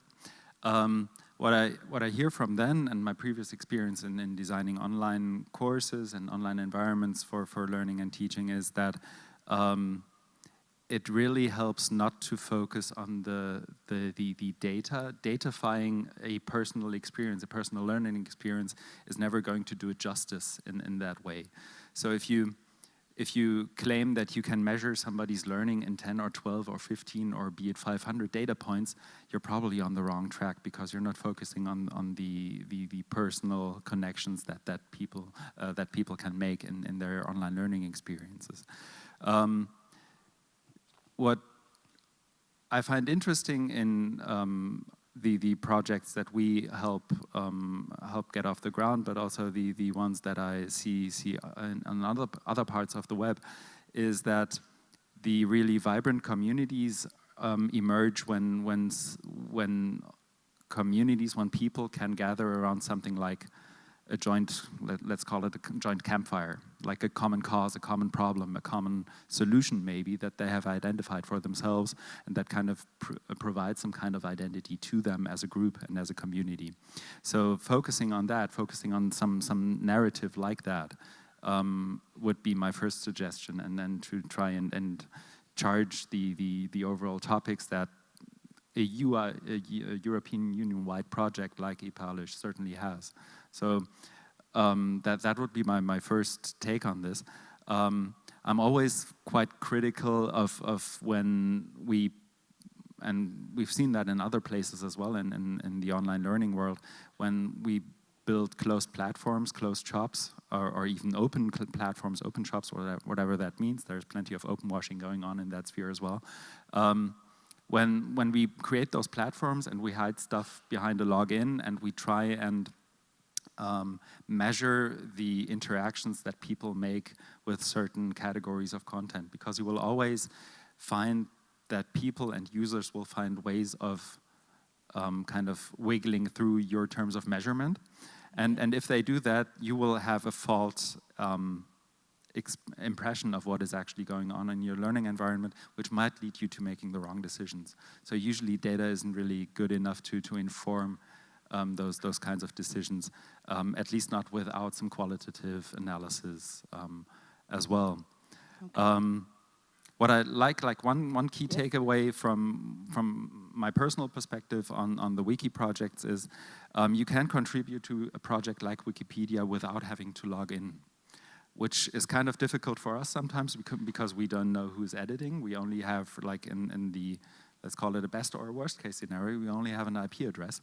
But that is basically all we need, and it still works. So I would encourage people not to build up too high of a hurdle in order to accessing the platform and what actually is happening on there, and to engage with others should be as low barrier as possible. Okay, thank you. So low barrier mechanisms can work and still work in terms of quality, and not to get lost in the metrics and the data, and keep in mind the experience, the overall experience. And I love this joint campfires that allow people to build their narratives together. Let me now turn to Phyllis, because you described that your organization is, if I've understood correctly, territorially distributed?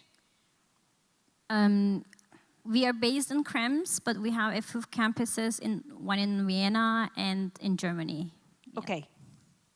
So when we talk about this question of you're finding joint campfires for people to come together and to share their experiences and create narratives, you must have some experience because you have campuses in different places. How do you allow learners to come together across these different sites to create this learning experience around a campfire? Well, it's not easy, I would say. Physically, it's not easy. But the good thing about EPALE is that you can contribute wherever you are. So you just need an internet connection and a computer or whatever machine that you need to do that. So I think that's the power within the EPALE. So when we come physically together we try to do that. We have, for example, alumni days, we have a campfire, really, like we have a fireplace discussions, happy hours, to bring people. We always have a theme that we will have. And about the teams, for example, I would like to add that I think the transparency is always the national coordination from EPALE, from what I experienced up to now, that what I came across with different countries in Europe, they are really trying their best. They're really trying hard to involve people, to recruit people. So this is not only on their responsibility, I think it's our responsibility, everyone as the adult education and learning community, because I see how they're trying to get EPALE breakfast. They're being very creative to make the dissemination and to make people understand how useful the platform is and how you can contribute and how you can learn, how you can exchange information, knowledge, practices, experiences. But there, people are sometimes, I feel like 56,000 is too less. Yeah, it has to be more. Yeah. Because from my perspective as an adult education researcher, the future is a lot depending on the adult education. So there, we have to use this power. We have to see that's the adult education and lifelong learning will be the drivers of the future economy, will be the real power, that how we can adapt with the changes, the trends, these big trends, global changes happening.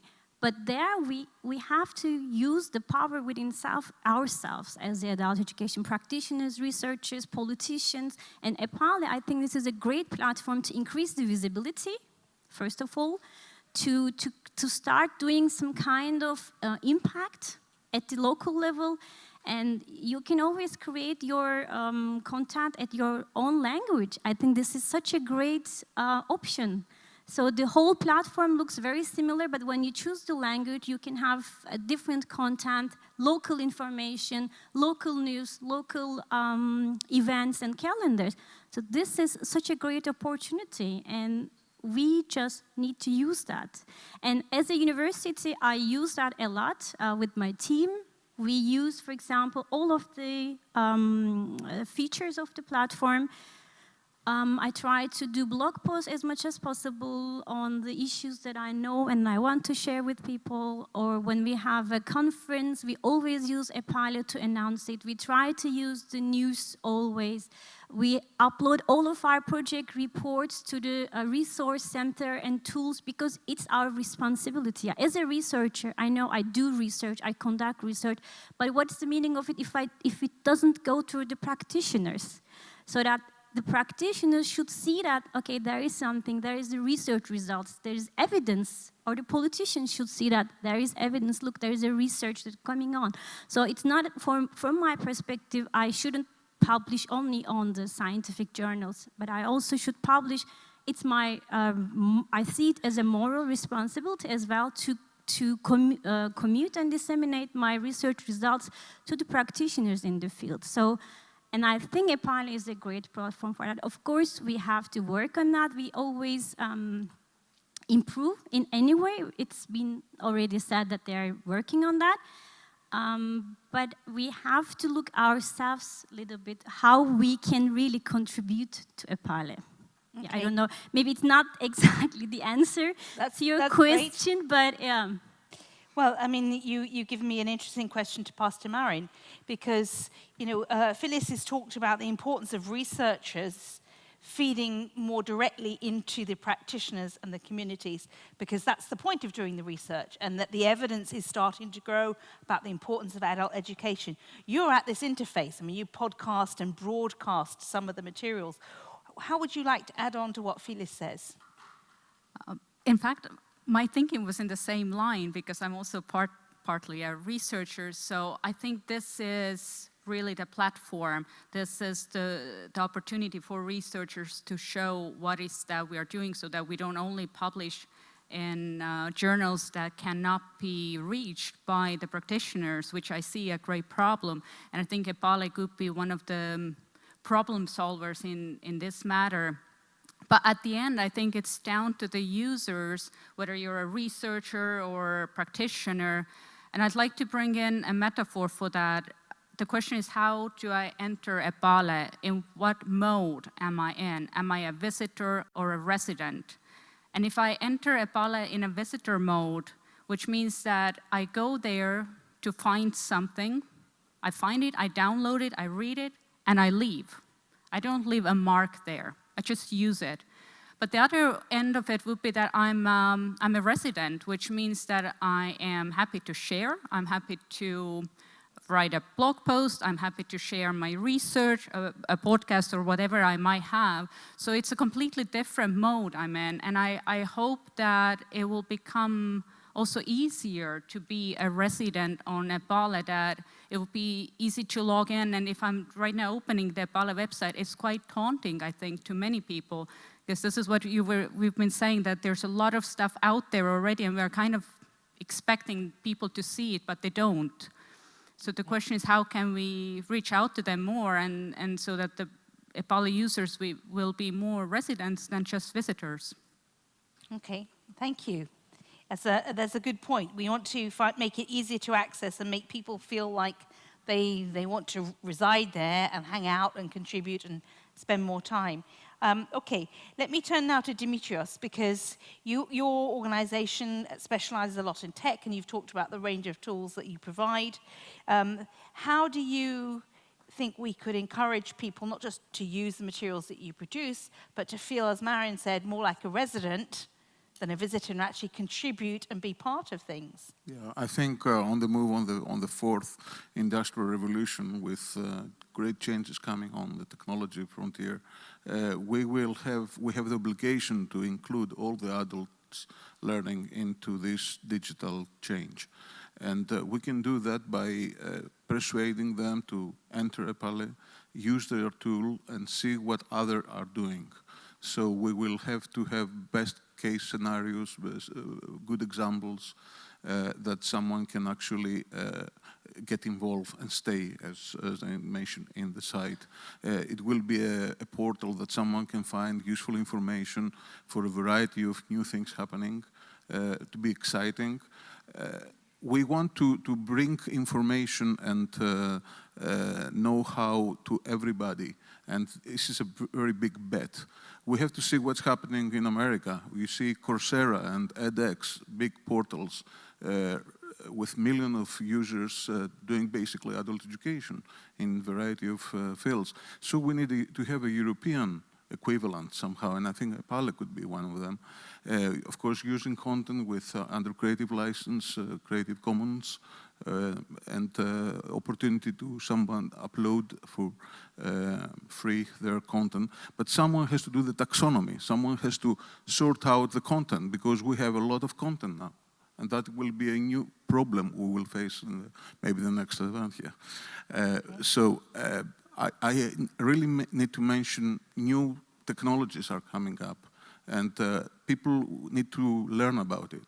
Internet of Things, cybersecurity, augmented reality, virtual reality. These are things that will be in the main agenda in the next coming years. So we have to really include all the people, all the adult learners, and to be part of this new world coming. Okay, thank you. Before I come back to you, because I do want to give Gina a chance to talk, because there are several things that have been mentioned in the panel that I'm sure are triggering your interest at representing the European Association for Adult Learning. We've heard from your neighbor that 50,000 is great, but we need to be much, much bigger, because your other colleague said, Fourth Industrial Revolution, the future driver of the economy is adults learning, relearning, upskilling, dealing with a changing environment, whether it's to, for their personal interests or the professional interests. So there's a need to scale up to a level that is extraordinary. And you might want to comment whether the capacity exists in the adult learning sector, and to what extent tools like EPALE could help make that jump to the next scale that's needed. In a way, I was thinking about networks very much when my colleagues here on the panel were talking, because we believe that networks are really important to get things forward, whether networks and cooperation, whether it's, as you have mentioned, research and practice, and this is also something I can underline, whether it's VET and general adult education. So how can you push that further, and how can you use that? What I also think is very important, where EPALE could play a huge part, is connecting sort of the platform and the commission, so the European and the national level, with civil society. For example, Claudius, where are you? Claudius? Here. So Claudius is my colleague and board member from Slovakia, and he's one of the key people in civil society and adult education, but he's now working with EPALE. So there has been a connection between the grassroots level and the top-down EPALE level. As I still see it, I think it will change, or it can change, but at the moment it's still, of course, that way. So, but I think by building these networks, and we are talking also about, to a large extent, adult learning professionals. So we are walking forward with them. What is necessary around it is the framework, like funding, like the structures and so on, where as adult learning professional, generally you don't have that much say. But on the other hand, one of my principles is everyone who works in adult education is also an advocate for adult education. So if we manage by networking, by working with others, by being advocates together, we can take steps towards building that framework. Thank you. I'm going to give you an opportunity to come back, because I think you may want to comment on some of the vision around curation, taxonomy, content, the becoming European equivalent of Coursera. Those are things I noted down. I'm sure they're things you want to comment on. You saw my face move there, yeah. So just in general, and not even relating to a MOOC platform or something else, I think we should be very careful to reinvent wheels or not to reinvent wheels. And there's plenty of MOOC platforms out there already on a European scale, looking at France, looking at Spain, looking at the UK to some extent. There's even some from Austria and Germany, some institutions that have been quite successful in developing MOOC platforms based on open source software like Moodle, for example, that could be easily used and would not have to be reinvented in order to do what, in order to deliver online courses, for example. What I find interesting is quite often whenever we talk about developments on the web and on the internet, we're quite often challenged to position ourselves against platforms that have like this Silicon Valley look and feel to it. And I think trying to imitate that is only going to get you in second place and at any point in time, because what Silicon Valley does is what Silicon Valley does and not what Krems or any other European country is going to do. And I want to, it's easy to voice that kind of criticism and then just put down the mic and say, well, that's my part. But I don't know if there's anybody in the room from Norway. Norway, we've got a small Norwegian contingent. Okay, so at least 2 members in the room will probably know H5P. H5P. HIP or the H5P. H5P. Okay, so just allow me like 2 or 3 sentences on that. H5P is a software that is an open source software developed by the national, I'm going to mess this up, NDLA in Norway. I'm happy to tweet it out later on. It's an HTML5 based browser accessible tool to create learning content. And anybody with a web browser, be it mobile or desktop, can access it. You can use any kind of materials that you'd like. You can install it in your own learning management system if it's, for example, Moodle or also even WordPress. You can use that to create content and share it with others with a very, very low barrier. And all you need to do is install, for example, if you run a WordPress site, you install a plugin, you embed some kind of content, and you can create quizzes, you can create all kinds of learning content to that. And there you have it, basically combined with what already is out there on the EPALE, on the platform, maybe in a bit fresher design, could enable what we all have in mind when we talk about creating learning communities that are transnational, that are international, that kind of come together around a campfire. I'm not saying MOOCs don't have a place in that. I'm just saying we should be very careful where we invest our resources as a society, and trying to imitate others is probably not the way to go, at least from my point of view. Okay, thank you. Let me ask the panel, before I open to the audience, I noted down some of the things from Willem's presentation about where the Commission sees Erasmus Plus in the future. And they have very big ambitions. Initially, the proposal was to double the budget, and then the incoming Commission President has set this potential goal of tripling it. So, good news, money and resources are potentially going to flow. Given that, there is a message that it needs to be more inclusive, more accessible, more digital, green, but more specifically, more participatory, and developing EU awareness. Now, you can hear my accent. I don't need to say much more about the country where I come from. But one of the big questions there was a lack of awareness of what the EU does. And I think coming back to your point about, what is citizenship?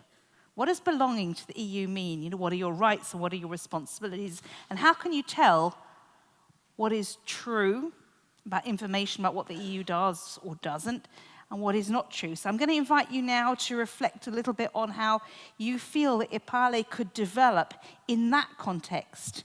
You mentioned, lower thresholds, so that might respond to it being more accessible. You've mentioned, different digital options that could grow in, etc. Who wants to pick up on this idea of how it could develop EU awareness? And that might be awareness of what the values are written into the treaty, the way that European societies function. How do you see EPALE working towards that goal? Anyone on the panel? Signal. Yes.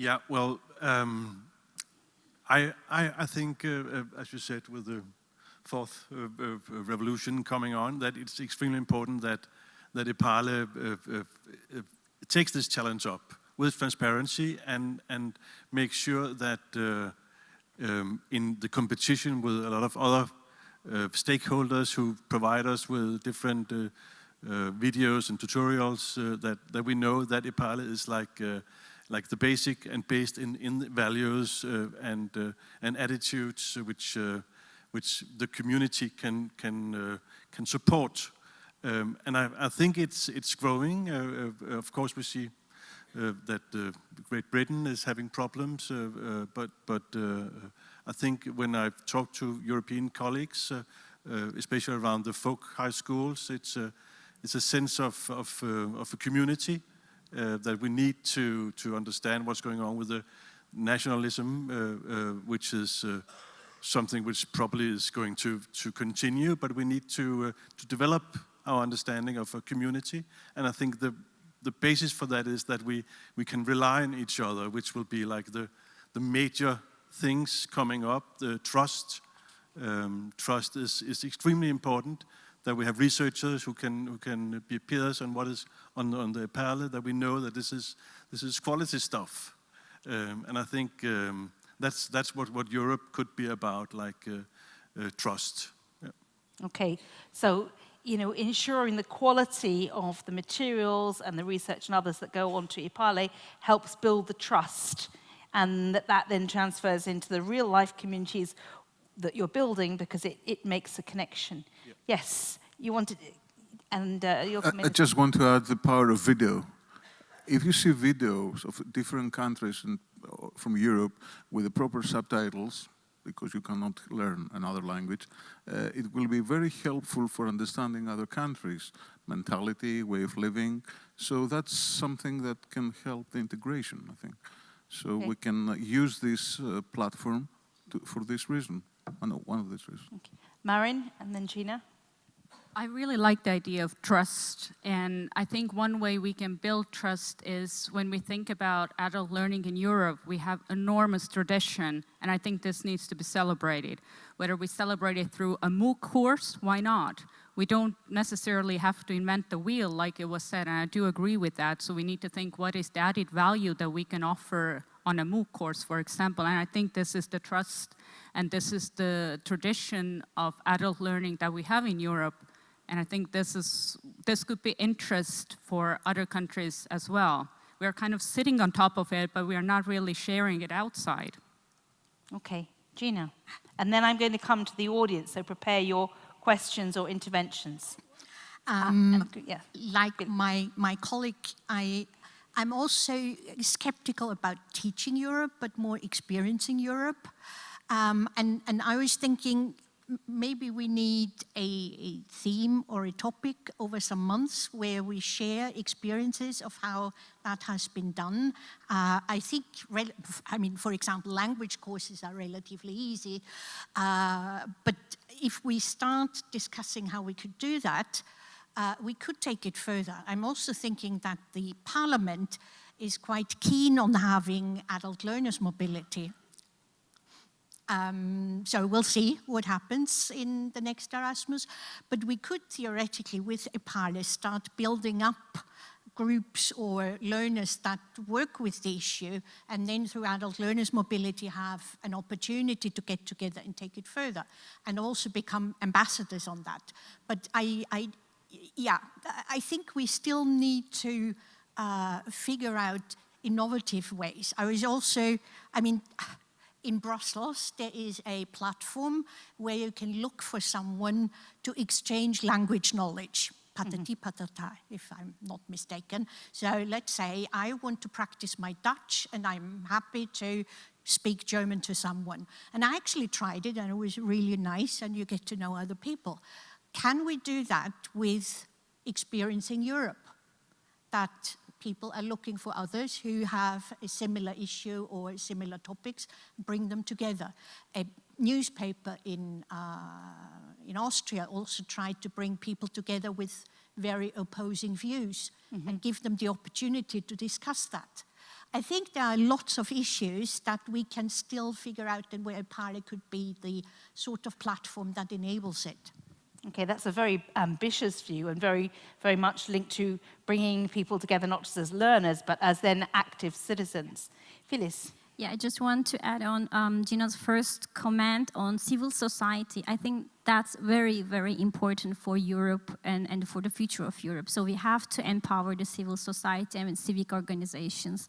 And EPALE, I think, here can play a great role, especially for the civil society organizations that work within the adult education and learning framework. So, of course, there can be several ideas, brainstorming, but I think to bring the networking, to create the collaboration between the civil societies and to empower them would be a very good future goal for EPALE and for, of course, the European Union. Yeah. Thank you. And I think this is so important, this idea of taking people out of their own echo chambers and creating bridges to experience other realities, other cultures, other viewpoints across Europe.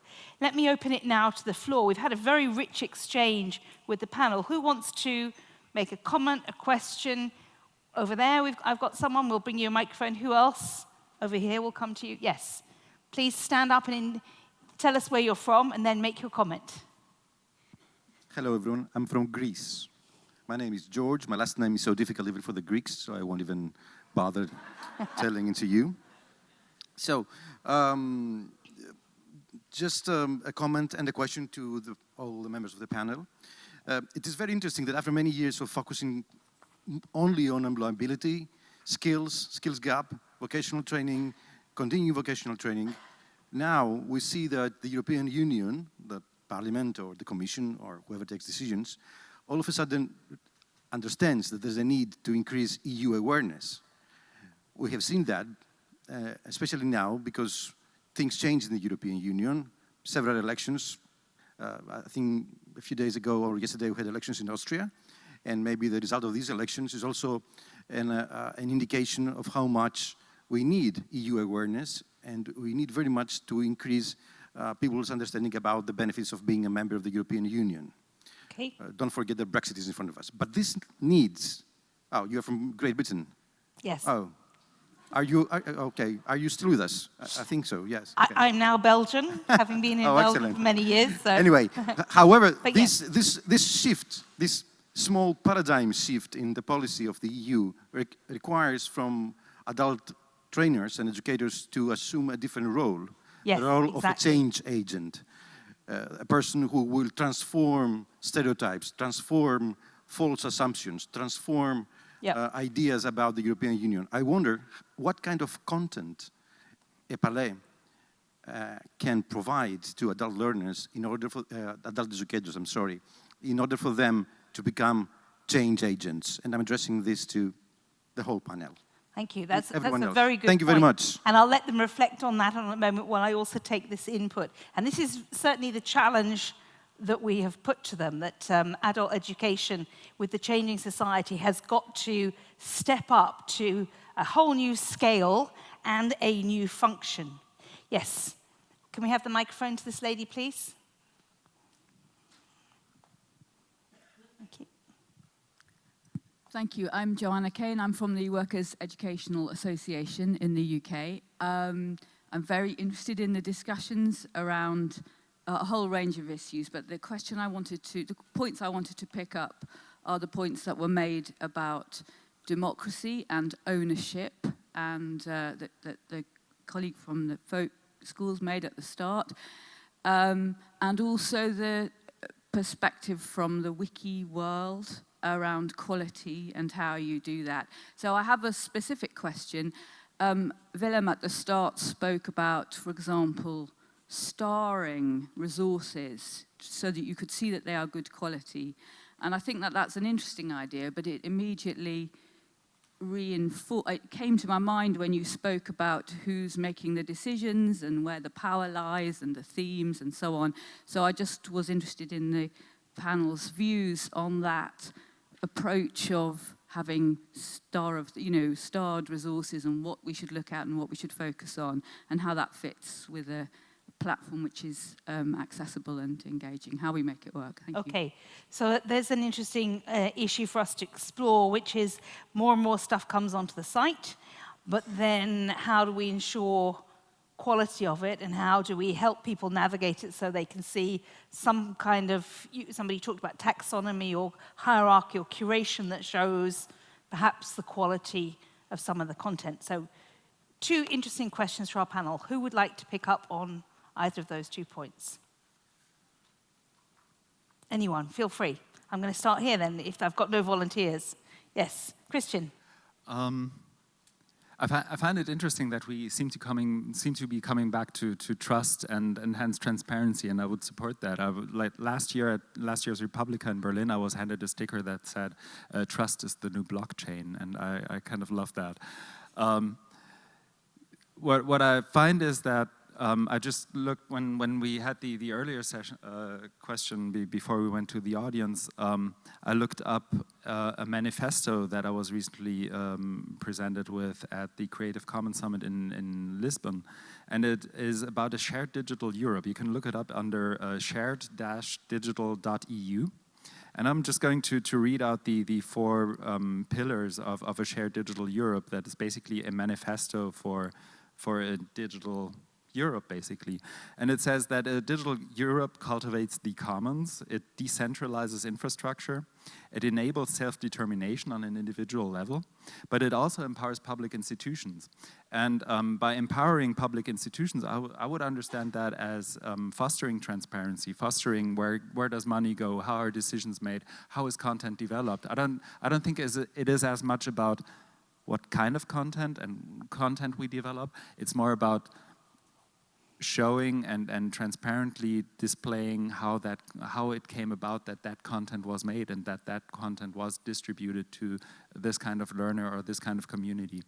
I think that's much more important, and there are plenty of, as you pointed out, civil organizations that are experienced in that kind of endeavor.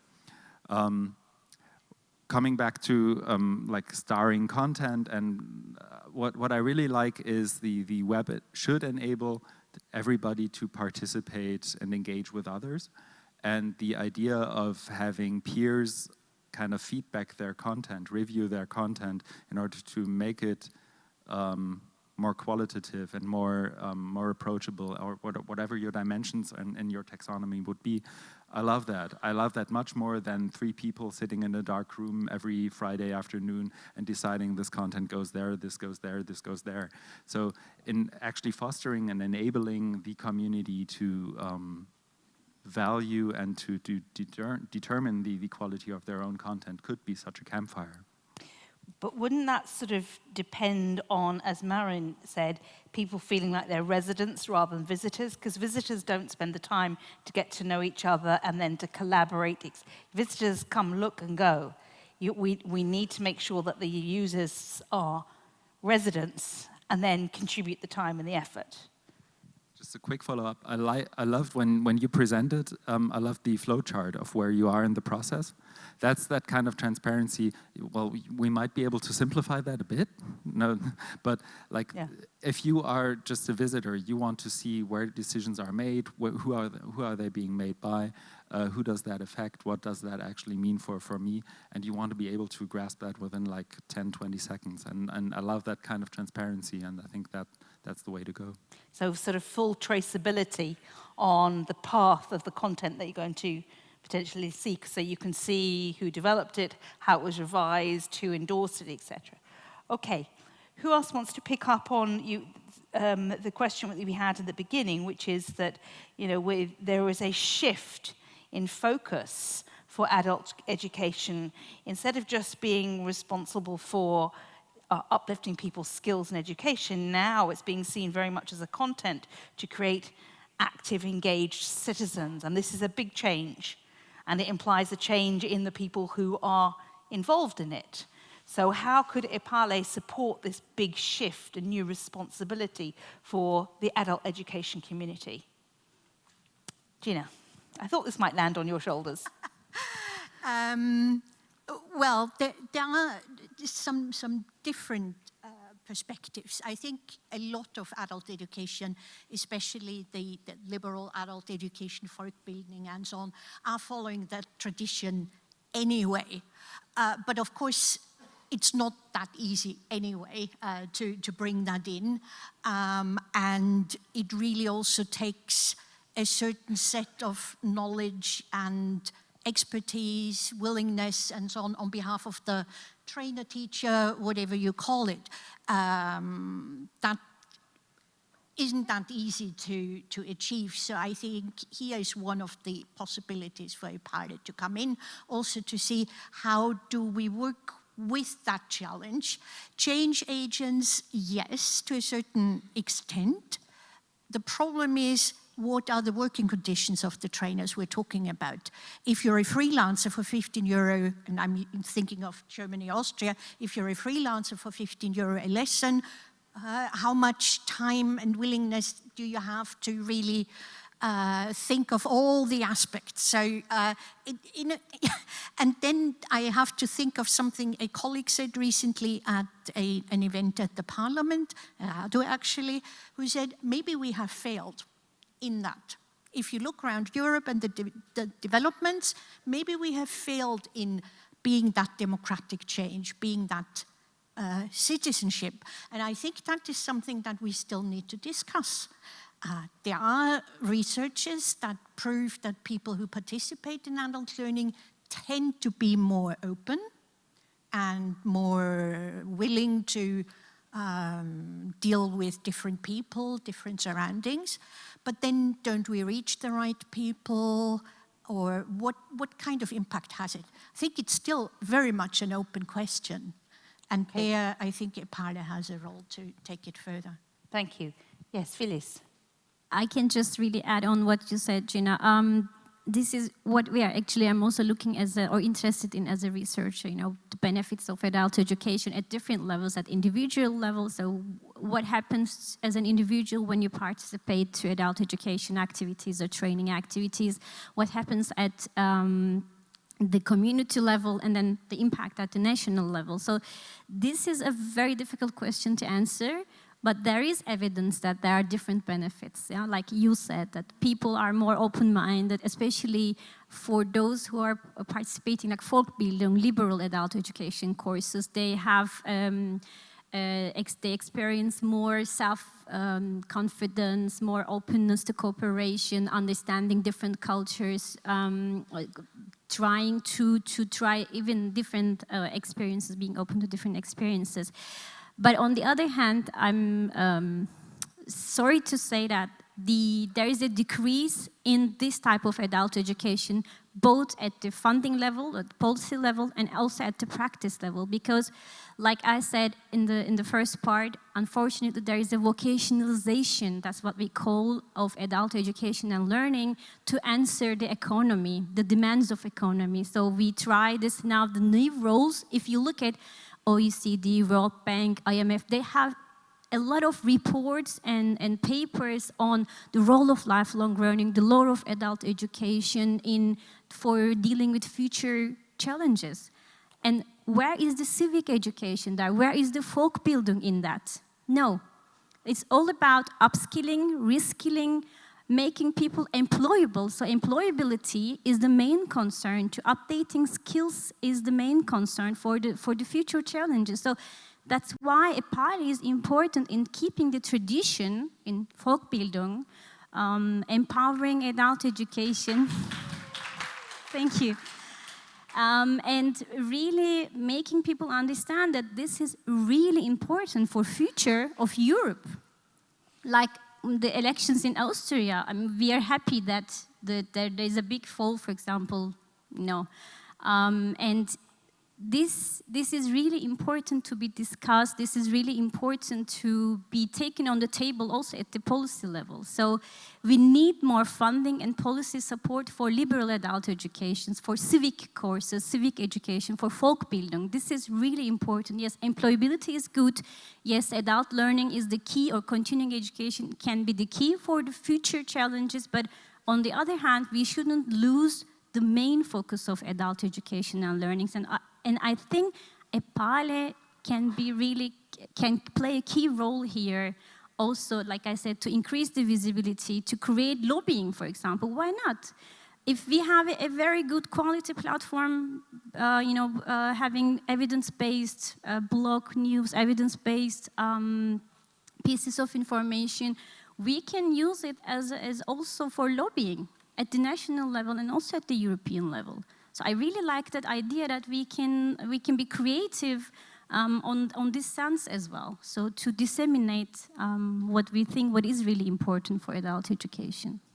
Thank you. Marin, I know you wanted to... Yeah, I'd like to add up to this, and I do agree with the idea of lobbying, and I was thinking in terms of social media, we have influencers, so perhaps we also need adult learning influencers. I don't know who they are or who they need to be. It could be anybody out of us. It might be you if you're Maybe. podcasting. I hope to be one.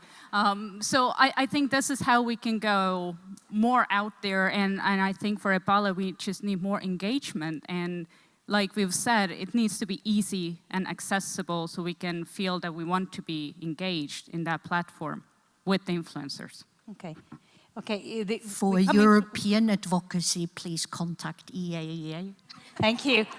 While we're at this, members of the panel, because we're coming towards the end of our time, what last thoughts would you like us to leave us with? Okay. Yeah, I think I'm not sure I quite understood the last discussion here, but if it has to do with values and the democratic feeling and adult education, I think it's important that we try to separate education and learning. I think we have like a historical understanding which says that if a system tries to give the public a specific understanding, it will fail. It has to grow from beneath, and that's why I think in Denmark we have a large sector of non-formal adult education. So maybe one of the things could be that EPALE could like be more specific about, is this formal education or non-formal education? There's a very interesting initiative right now with the VPL, validation of prior learning, which I think could be very important for our understanding of who we are and our values, and it can be like accredited in a local environment, which I think is extremely important, so that we use EPALE as this trusted platform where we can go to get information, but also that we can go into the platform with different understandings that education is one thing and learning is something else. Okay, thank you. Demetrios. I think a golden time of European content is arising, and we will see a lot of content from across Europe that will help Europe come closer, I think. Variety of content will come up, and a lot of people will get involved. This is what I see happening in the forthcoming time. As everybody says, content is the king. If we give good content, we'll have more hits, okay? And that is one important thing. So I see a lot of people getting involved in the creation of content, using open educational resources, MOOCs, you name it. And I think will be a place, EPALE, a portal that can gather all this information. As I said again, we will have soon a taxonomy problem. We have to sort it out how we're going to put our content. Are we going to do it with courses? Are we going to do it with institutions?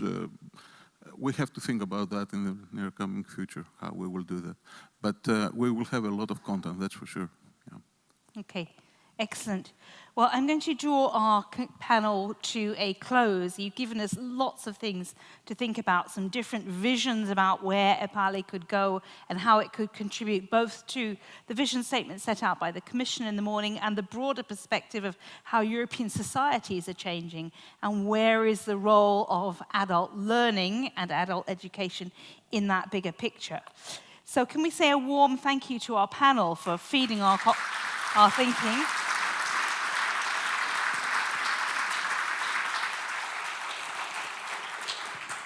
And they did a great job of setting up the conversations you're going to have in workshops after the lunch break. So in a few minutes, we're going to stop the live stream, and there'll be a buffet lunch outside. And then after lunch, you will go straight to your workshop. So let me explain what we're going to do. All of the workshops will discuss the same topic. And that's simply because it's impossible for us to have a conversation with 200 people. So we're going to separate them off into smaller groups, but we're all going to have the same conversation. And the question that we're going to be asking is, we're going to be looking at how EPALE could empower the adult learning professionals, and particularly looking at it with this more Eurocentric approach. And our panel have talked about this, the need to explore trust, to help the adult learning professionals and practitioners take on this bigger role about bringing people together, democracy, society, opening minds, rather than just educators, but contributing to citizenship. So this is very much in the vision that the EU would like to see, but it's a big challenge. So these are the elements that our panel have put on the table for you to explore in your workshops. And our workshops will run from 2 until 3:30, when we'll have a coffee break, and we will be back in plenary at 4 o'clock. And for the people watching on live stream, the live stream will recommence at 4 o'clock. Now, this room is going to be used for some of the workshops. So we have magic elves from the hotel who are going to come in and divide the room up and put tables while we're having our lunch, which means some of you will be sitting in a new magic room that will appear on this side. Some of you will be sitting in a new room that will be on that side. How did we divide you for the workshops? I'm afraid we took the simplest thing. We took your names in alphabetical order. So I'm going to tell you which rooms. Now, this may mean that some workshops have lots of people from one country. If you have certain surnames that are very familiar, and I'm sorry if that happens, it's simply the easiest way for us to do it. So let me explain. If your surname begins with an A, and I think we have Amores Garcia is our first person. So in the Polonia 1, which is, Kristen, help me, it's this side, they are going to be A to D. So it starts with Amores Garcia, and it goes to, excuse my pronunciation here, Malgorzata Dybala. That will be, and every surname between A and D is going to be in this side of the room, which is called Polonia 1. And if you're confused, you will see on the door, if you're going to have a look, Kristen is very nicely showing it to you. There is a list of names of people who will be in this room. My lovely assistant is showing. Okay. If your name begins from the E like elephant or extra, going to K, and the last one we're looking at is Virpi Kenonen, then you will be in this side of the room. So if your surname begins with E, and in fact, Gina, you are first person with Ebner, going all the way down to Kenonen, if I've pronounced that correctly, you're going to be on this side of the room, which is called Polonia 2. Okay, Polonia 3, which is the room on the other side of this wall, which we're not using at the moment, but we will this afternoon. If your name begins Kesa Aschenberger, Phyllis, so she's the first name from the Ks, and you go to Cielo Nunes, so it's the K to the N. It's going to be in Polonia 3. And we have, in where you registered to get your badge, there's a little corridor, and there are some workshop rooms along there. So workshop C5, the names begin with Hélène Pommier, so beginning with a P, like Papa, and Panama and pineapple. You're in that group, and you go to all the way from P down to Astrid Soe. So to the P to the S is in C5. The workshop room C3 is if your surname begins with a T, so that begins with Pekka Tenonen. And we're going right to our last person, which is Alexandra Zawarski-Howell. So T to Z is in C3. If you're confused and you're not sure where your surname fits in this, don't worry. During the lunch, you will have time to go and look at the doors. Is it clear? You'll be back here at 4 o'clock. Your workshop is from 2 till 3. So you have a buffet lunch, and we'll be asking you the same questions in each workshop. Can I hear yes? Is that clear to everyone? Good. Bon appetit.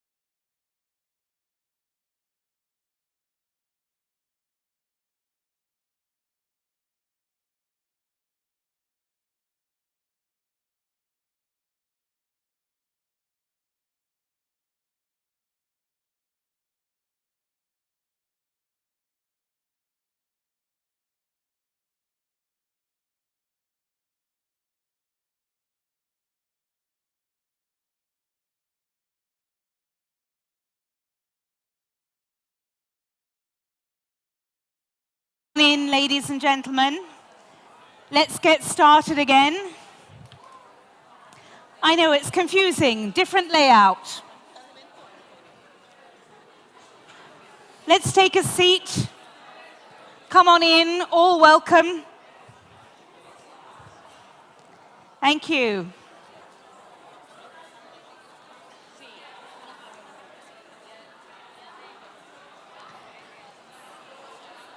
Welcome back.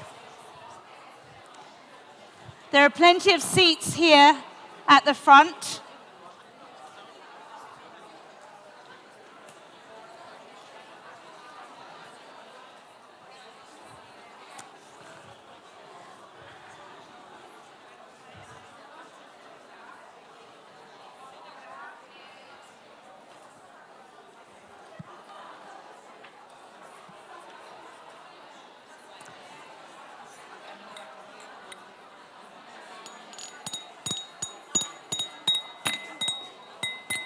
Oops.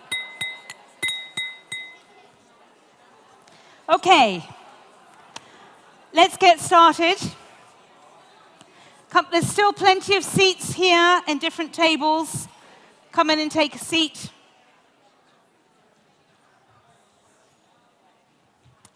I know that you enjoyed your workshops. How do I know? One workshop voluntarily ran 20 minutes into their coffee break. That tells me you had a lot to say and you were enjoying it. So, if you remember, earlier today I set you a challenge. And the challenge was to find the meaning of a phrase or a word in another language you didn't know. And somebody sent me one by email that I thought was fantastic. Do you remember at the beginning of the day when I asked you what the weather was like when you left home? Well, there is a word in Icelandic that you may wish to learn about for the future. This word is gluggaveður, and this means window weather, which means it's weather that it's better to look at through the window from the inside than to actually go outside and experience it. Who thinks that word is going to be useful to them in the future? Okay, it is gluggaveður. Is that how I pronounce it, Icelandic colleagues? Gluggaveður? Can you stand up and say it? Gluggaveður. That's the word you're going to need. It's window weather, better experienced from inside than outside. Somebody also gave another version of raining cats and dogs. Apparently in Welsh, where are our Welsh colleagues? Apparently there, it doesn't rain cats and dogs. It rains stair rods. We don't know why. A stair rod is a little piece of wood that you use. When you have carpet on the stairs, you use a piece of wood to hold the carpet to the stairs. Apparently that's what it rains when the weather is bad in Wales. Interesting. So, has anyone else found an interesting word or phrase in another language? Anyone that they can share? Because that was my challenge to you, was to learn something new. Anyone? Yes, we'll bring you a microphone. Let's hear what interesting phrase you... We'll bring a microphone to you. Stand up so that the hostess can see where you are. It's just another version of raining cats and dogs. It's ploure a bots I barrals. And so that language is... Catalan. Yes, and what does it mean? It means raining flat pools of water. Yes. And basins all together. Bluff, bluff, bluff. So raining water on puddles of water. Pools of water. Wells. Yes. Okay. Pool of water at the same time. Oh, so it's not individual drops. No, it's actually dropping whole big puddles of water at the same time. And wells at the same time. It's raining wells of water, not just puddles. Bots I barrals. Okay, that's an interesting Catalan phrase. We also might need that in other parts of Europe. Anyone else? Yeah, we've got over there. We'll bring you a microphone. Can we, one of the hostesses, we need a microphone over there. It's coming to you. I'm sorry, we only seem to have the microphone on this side of the room at the moment. While we're waiting for the microphone to go over there, has anyone taken a photo ready for the picture competition? No? Yes, good, excellent. So we look forward to seeing your pictures and seeing if they win. What have you learnt? It's the Czech expression, and it's in Czech it is padají trakaře, which means that wheelbarrows are falling down. Wheelbarrows. Okay, so we've got wells that are falling, stair rods from Wales, and wheelbarrows, and cats and dogs. We have lots of words for rain in Europe. And given climate change, maybe we'll share them with other parts of the world. Yes, you wanted to share. In Greek, βρέχει καρεκλοπόδαρα, rains chairs. Rains chairs. Okay, so wheelbarrows, chairs, wells, stair rods. Now imagine if you were trying to have a conversation in multiple languages on the EPALE website and somebody says, how's the weather? And you start saying it's raining wheelbarrows. Now you understand what they mean. It's the same as raining wells for colleagues from Catalan and stair rods for your Welsh colleagues. Okay, that was our fun intervention for the day. I look forward to hearing tomorrow more insights you've learnt from each other about your interesting ways to describe weather or anything else. So, we're going to kick off this session with another inspiration point, because our goal is to give you insight into how other people are using it. So let's start by hearing from Sonia Stefkova. Sonia, where are you? Here you are. Excellent. Please come and share with us how you use the EPALE website.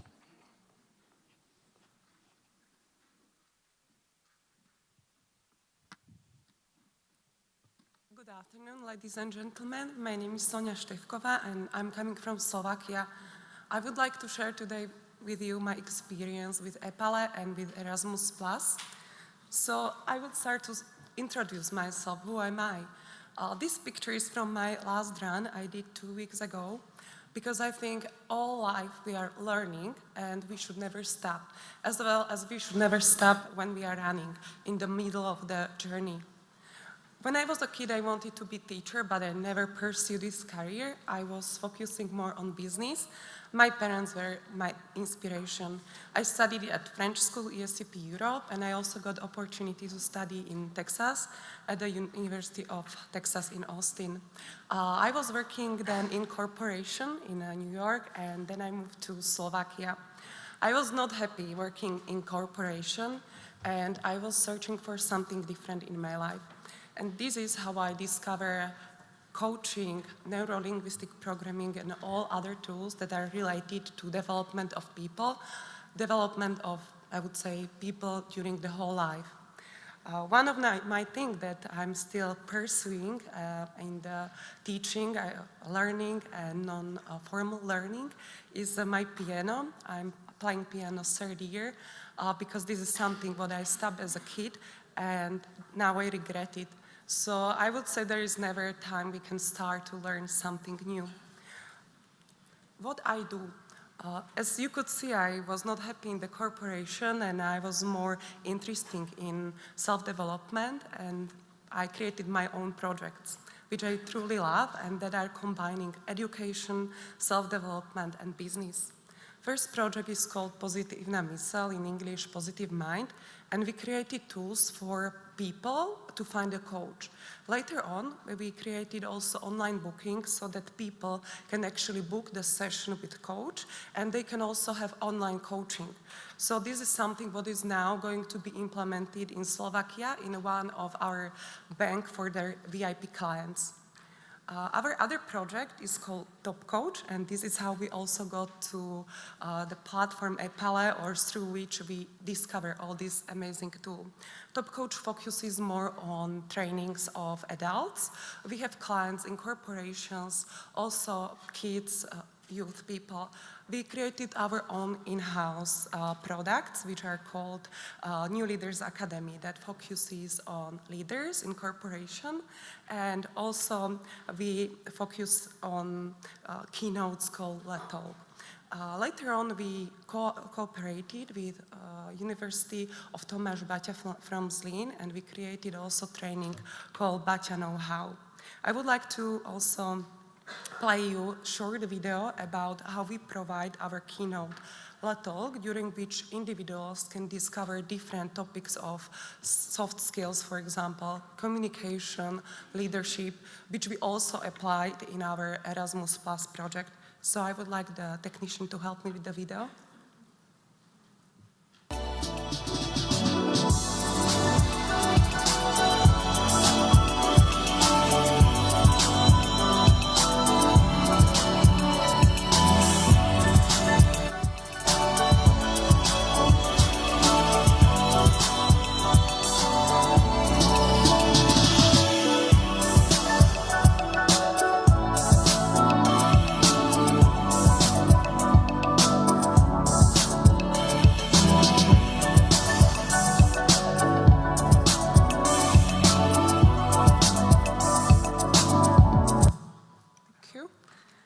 So now I would like to jump to the EPALE.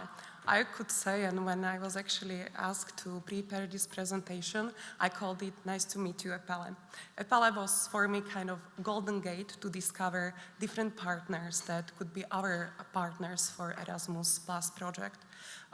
Myself, as somebody who is using EPALE, is leveraging not just finding the partner. Of course, this is for those who use it, very big added value, but also is great tool for dissemination, which we are going to use now in our starting project, but also is great place to place different events, for example, with our top coach organization, and to get new interesting information, for example, on which I should focus in my next Erasmus project. What are the key topics we can be successful and we should really help the society in the next years.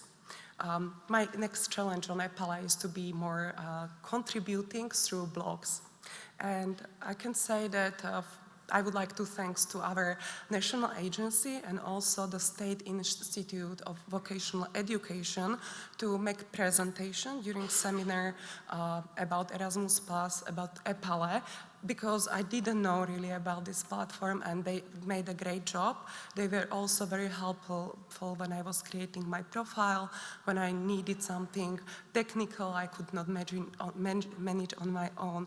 So really big thanks also to National Agency, as they were helpful in the process of application and now in the process of realizing our projects. As somebody who is using EPALE, Plus who is applying for Erasmus Plus project, I would like to give you a few tips as a leading partner.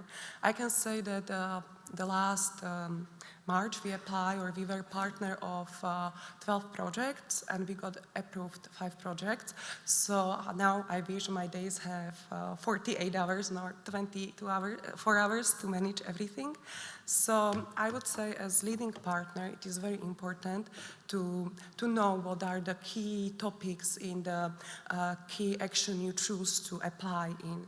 Also be wise of who is going to be your partner, whether the partners are experienced, because if you are new, they can really help you with administration and in the beginning of the project, which is what we are facing now. Our Greek partners and Slovenian partners are very helpful, but it's good to have somebody new on the project to make more people part of this great opportunity. Don't hesitate to approach the national agency because they have really useful tips and the correct information about how to write it, what are the most important things you should not forget when you're applying, and take enough time to apply because there can be technical issues while you're applying. Sometimes you might have troubles to submit the application 5 minutes before the deadline. This is also what happened to us. And I think you can write much better proposal when you take more time, and do not hesitate to also incorporate your partners within it because they can give you more tips, and also then you all understand the project when you start it much better. As somebody who is only applying as a partner, make good profile on EPALE. Do not forget your contact details, because sometimes I search for partners, I get interested, I want to write them, and I have to Google who they are, their information, email, phone. Sometimes this is, I would say, the basic, but sometimes they are forgotten. Also, when you create your own profile, maybe sometimes you can change it and write in a little bit different way each few weeks, and you might get different responses. Do not hesitate to approach other people. This is what I said, as sometimes there are not the information we need, but even if you don't get a response from anybody, write maybe people what you do, send them your partner identification form, and I think you will get many people interested to work with you. And last thing, be open. For example, maybe, I think today there was a deadline for one call, and maybe somebody could write you yesterday to be a partner. Do not hesitate, be flexible, sign the mandate before you read if you somebody who can accept that action and challenge and go for it. Maybe sometimes those less planned projects are more successful than those we hope for. So with this, I would like to finish my speech. And again, as a parallel to my picture of somebody who is running, we should never give up on what we are doing, whether we are from a national agency or searching for a partner. And it is applied, I think, in the long, I would say, the education of adults during their whole life. So we should never stop, but go always 1 mile more. Thank you very much. If you are interested, you can contact me on these details. And thank you very much. Have a nice evening.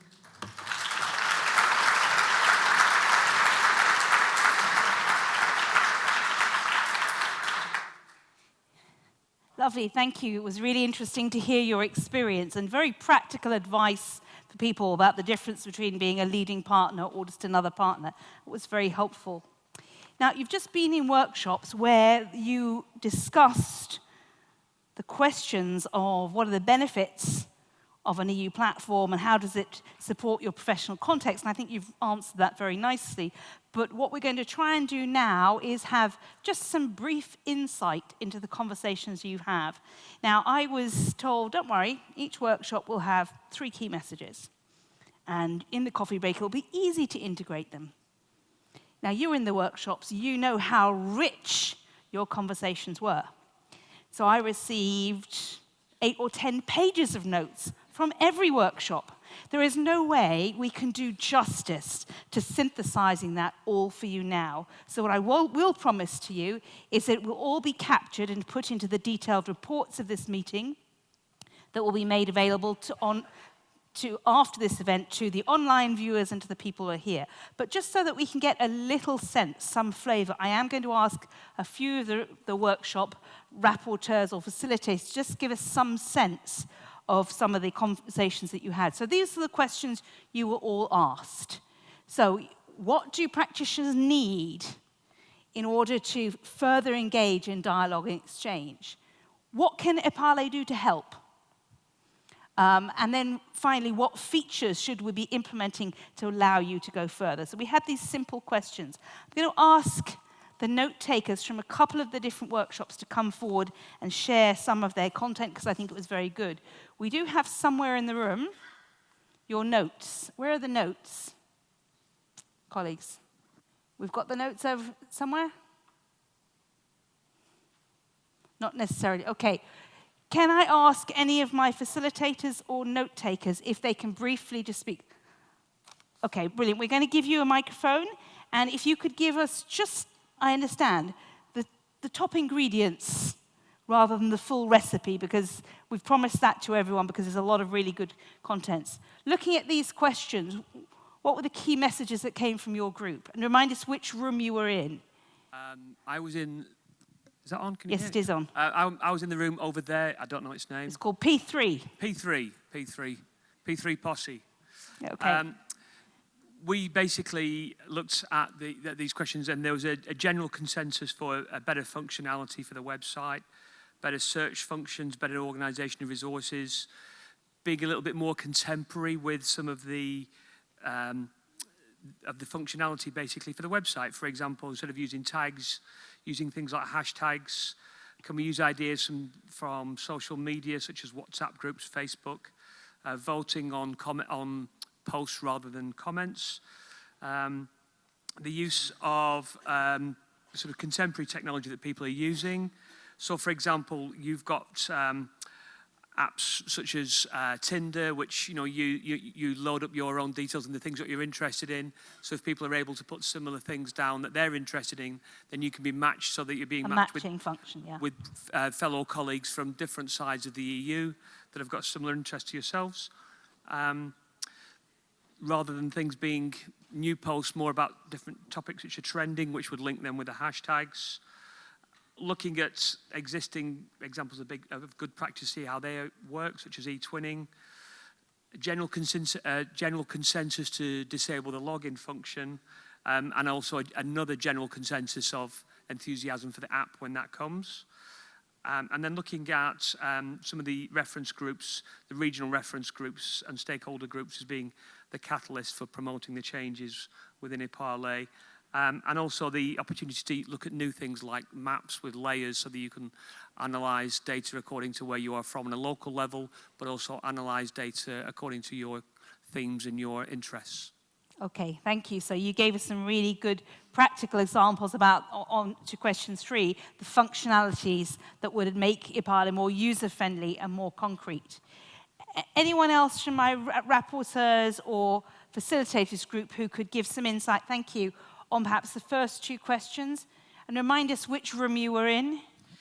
We were in the, at the C5, back, I think. C5, yeah, exactly. And I don't have my notes in my hand, which is a big now test for my memory.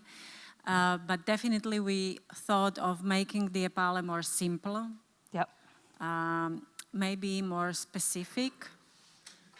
To improve the search functions, for sure. To improve the easiness of access, to get to delete all the barriers, to make it more democratic in that sense, and to do something with the languages, because there was a note that maybe not everybody speaks English, so then they are confined to their own language. So how to make people read also the international comments and get the international experience, and how to reach out to those who are not engaged yet, because normally it is the same people who are involved and active. Okay, so how to move beyond the echo chamber and get more, enlarge the tent and bring more people in. Excellent, thank you. Anyone else from my facilitators or note takers? Yes, who can share, and I'll come to you in a second. Thank you. Put your hand up so the microphone can come to you.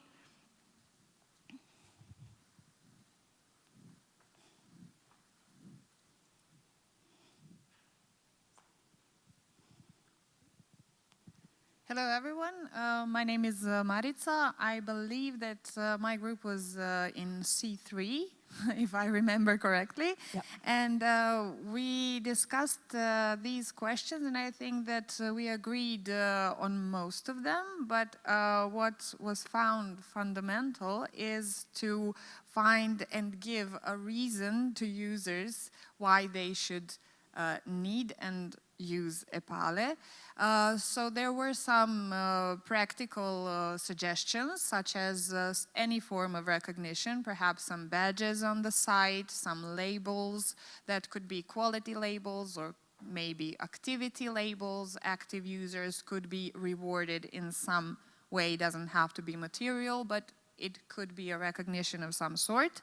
Also, one slogan, I think, came up, and that was show, do not tell. So that the approach to promoting EPALE, which is also connected to this giving the reason why they should use it. So show good examples, show good stories, because they speak better than maybe some things that we have heard many times so far. Why is it good, or describing the functionalities, maybe practical examples or some benefits that EPALE could give or it has given to users could reach more audience or maybe have a greater impact. Also, we mentioned better integration with social media and better communication with the users in terms of creating a more personal and personal contact and more confidence.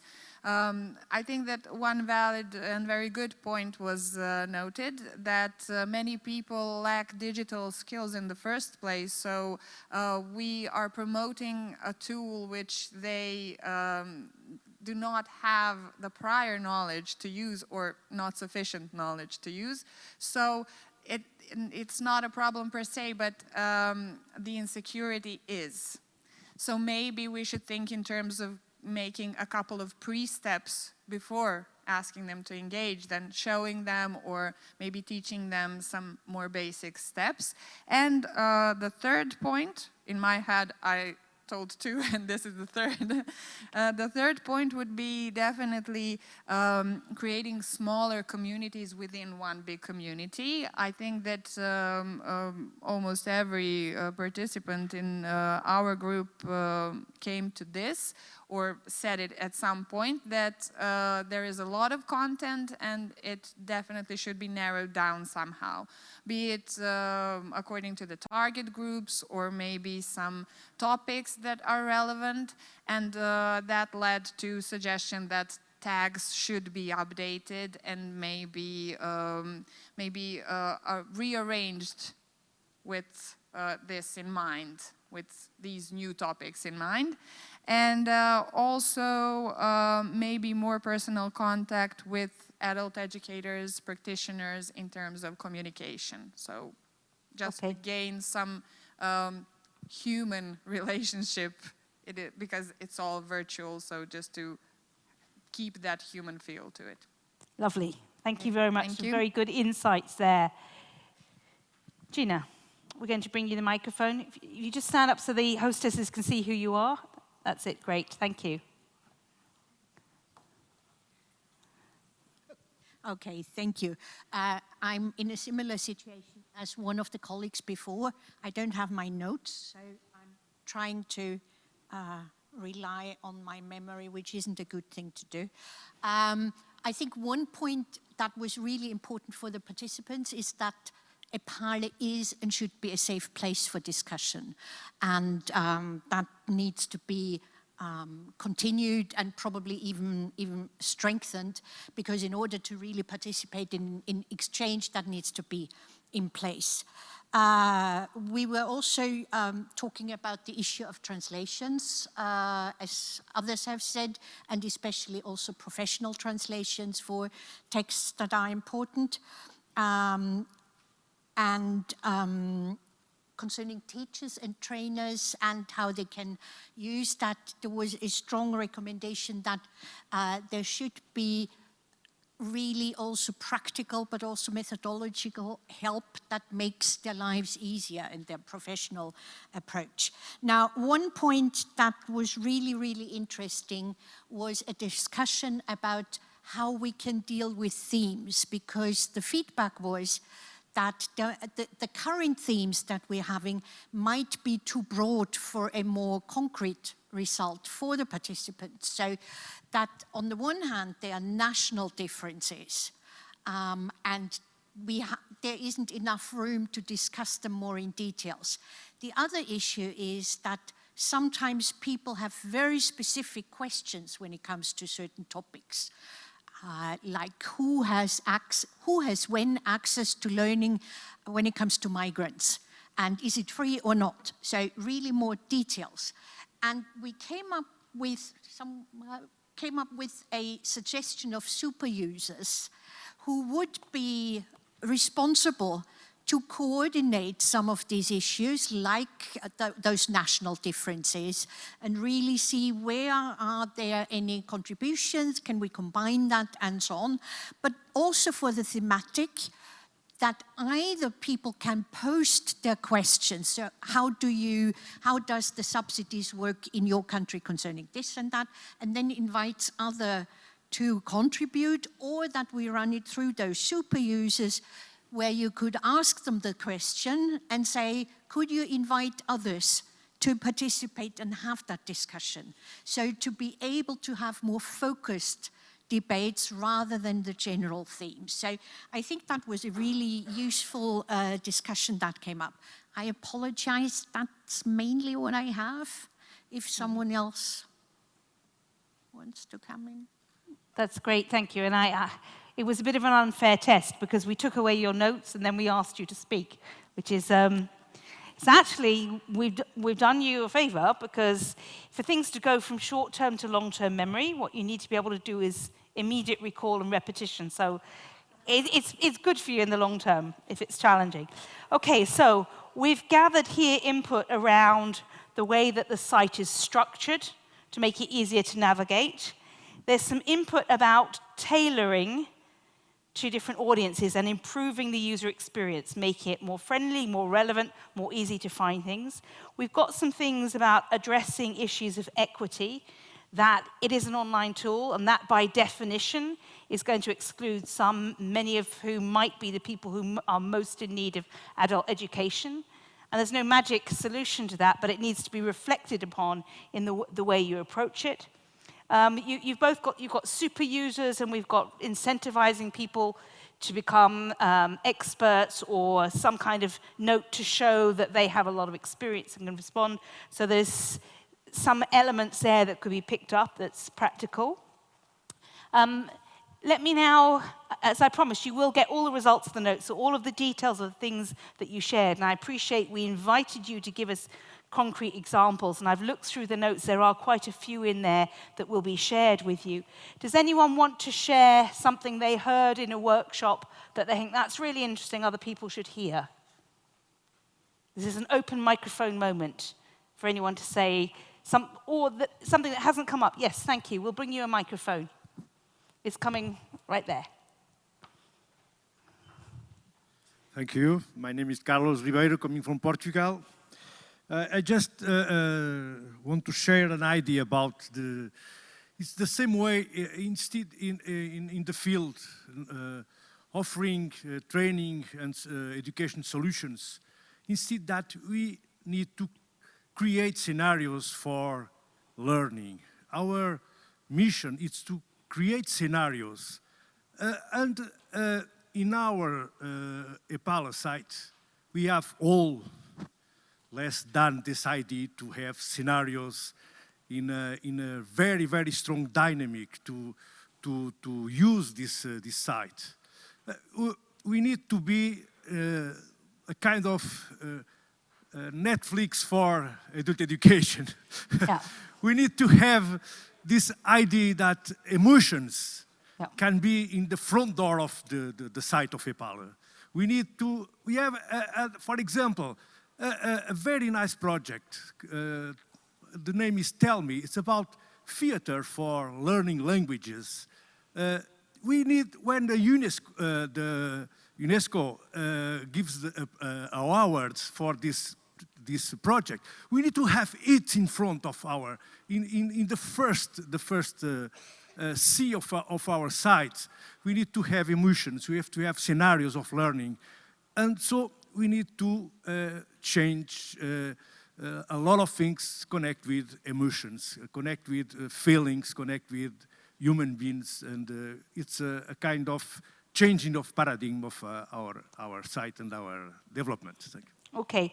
Thank you. That links into some of the elements that we heard, I think, from one of the groups over here about stories, success stories, case studies, experiences, so people could recognize themselves in what they find in the site. But what I think you're talking about is quite interesting because it's the success stories so learners might find themselves more represented. And currently, EPALE is quite heavily, I think 80 or 90% of the users, according to the data we were shown at the beginning of the day, are providers or practitioners. So what you're talking about is about going further than that and reaching out to potential learners. Have I understood that correctly? Or are you still saying that this is to reach the practitioners so that they would see their work more closely defined? Can I just understand which level you're going for? You're targeting the practitioners or you're targeting the future learners? Well, I think it's the front door must be something connect with the two users of EPALE. In our workshop, someone says that we need more learners connect with EPALE. It's an idea. It's something that you can go on about this. But our front door must be something connected to the two users. It's my approach. Okay, so I hear very strongly there's a message that the front presentation needs to not look like an institutional website, even though it is. It needs to be more attractive, more relevant, and have an emotional connection to the person that arrives there, whether they're a practitioner or a learner. But there's also an interesting idea, and maybe you have some kind of users group or advisory group of users that should include both practitioners and providers and learners themselves. Is there such a thing? Do you have a user group who tests out or gives you feedback on EPALE? Who can answer that for me? The EPALE team? The CSS? Do you have a user group that gives you feedback? Is that a yes? Can anyone answer? Yeah, do you want to, we'll give you the mic. Tell us how you currently deal with that. Yes, maybe I'm not the best person to speak on behalf of the CSS about the usability group because I'm not directly involved in it, but we do have a usability group with representatives from from many NSSs in it who help us with feedback and suggestions as well when it comes to usability, outlook, how functions should work, and that sort of thing. Yeah. So your user group has the NSS. Do you also have practitioners and providers in there? It's only NSS staff representatives. Okay, so maybe that's an issue to discuss tonight as you're walking around the city, so how you build in that further level of experience, because I think that's coming through quite strongly in the conversations that you've been having. Okay, I promised you that you will get the full details of the workshops in the report, but I think we've come to the end of the initial feedback. Let's now move to another inspiration point. All through today and tomorrow, we are providing you with little windows into individuals' experiences of how they've used EPALE and what a difference it made to their lives. So now our story is going to come from Alexandra Zawalski-Howell, who's also an active EPALE community member. And here we're going to hear how the EPALE is benefiting her as an adult learning professional. Alexandra, here we are.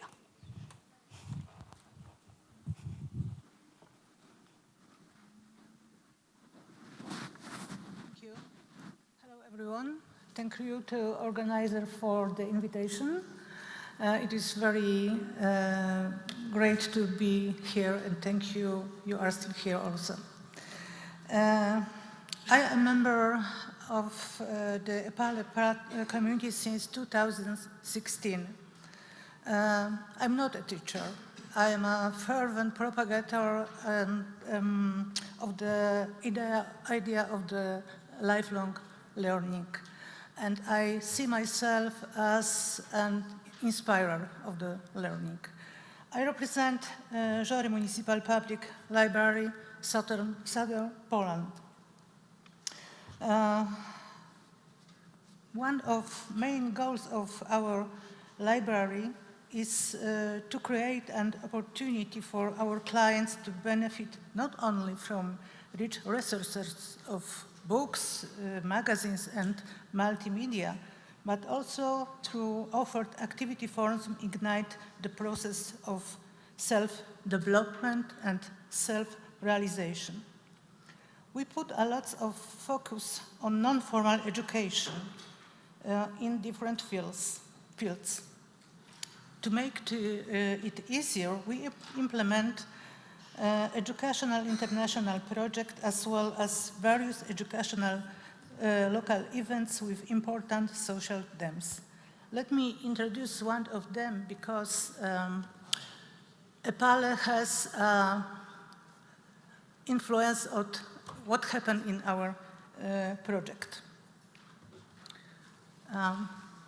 What I can do now?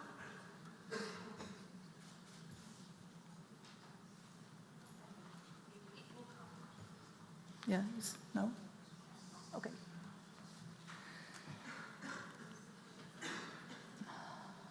Migrate to Library project was a collaborative undertaking of European public libraries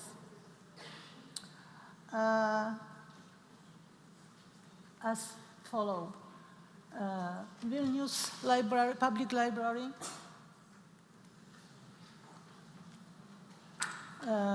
Arucas Library, Spain, Corčula Public Library, and of course, Žori Municipal Public Library as an originator and coordinator of the project.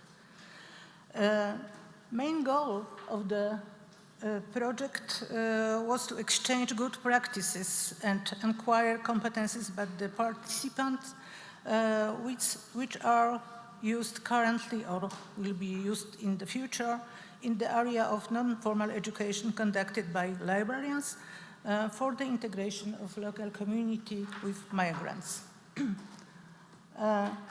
First international meeting took place in the Žori Library, and we became it with discussion how to develop our project the best.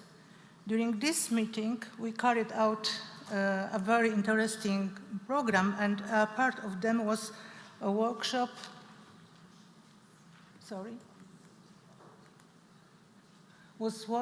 Let's talk about refugees in which our partners took part. Our project included 2 international trainings called Stand on Multiculturalism that equipped project participants with the necessary skills. First part, to understand a foreigner, was conducted in Žori and included introduction to complex intercultural issues and contemporary migration flows and their causes.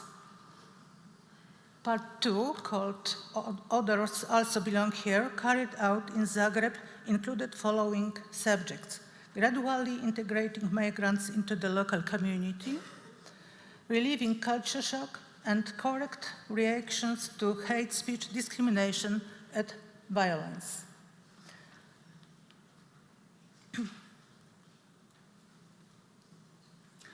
Each partner conducted local activities between international project meetings. The most important thing for us was and is to educate our community. I decided to search the EPALE to prepare more valuable workshops and events. It turned out that the platform contains a lot of resources about migrants, social inclusion, and multiculturalism, which proved to be very useful for our project. We also needed to learn how to teach Polish language to foreigners, and of course, we found the right sources. Here you some local activities carried out in our library. We started with a panel discussion where we invited famous journalists, reporters, and academicians, and they discussed about migrants, national minorities, and terrorism. We also organized meetings and discussion with migrants. We asked them what they need from us, what they expect from librarians.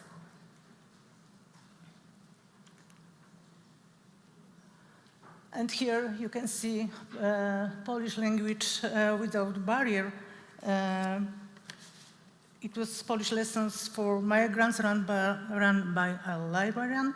We teach a few refugees because it still lasts, but mostly our students are repatriates that come back to homeland from the former Soviet Union. It was exhibition. The name of the exhibition is Borders. Borders is a series of photographs of the famous Polish photographer Piotr Sikora, who is living in New York. The exhibition presented the Polish folk art from the multicultural perspective. The photographs show people in different cultures clad in abundantly ornamented Polish folk costumes from various regions of Poland. You can see the author in the photo on the bottom left. During opening in our library, he said, "A homogeneous society is like a soup without salt and pepper." Another event, it was Syria evening, with participation of our Armenian volunteer Johnny Kondakchan and Marek Sygacz, Polish journalist, reporter, TV correspondent, and documentary film author about Syria, Iraq, and the Caucasus. Johnny, the man on the right here, was born in Aleppo, Syria, then lived in Lebanon, and finally settled in Armenia. During the evening, we were talking about his experience in a refugee camp in Lebanon, where he was working as a volunteer on behalf of UNICEF. We also presented his photo exhibition, Is It Peace After War? And watched Raka, documentary film by Marek Sygacz. And another movie that we watched was Afrin, The World Betrayed Us. It is a documentary movie, shows the tragic events of January 2018 that happened in northwestern Syria. And in real purpose of the attack was to cleanse these lands of indigenous Kurdish people.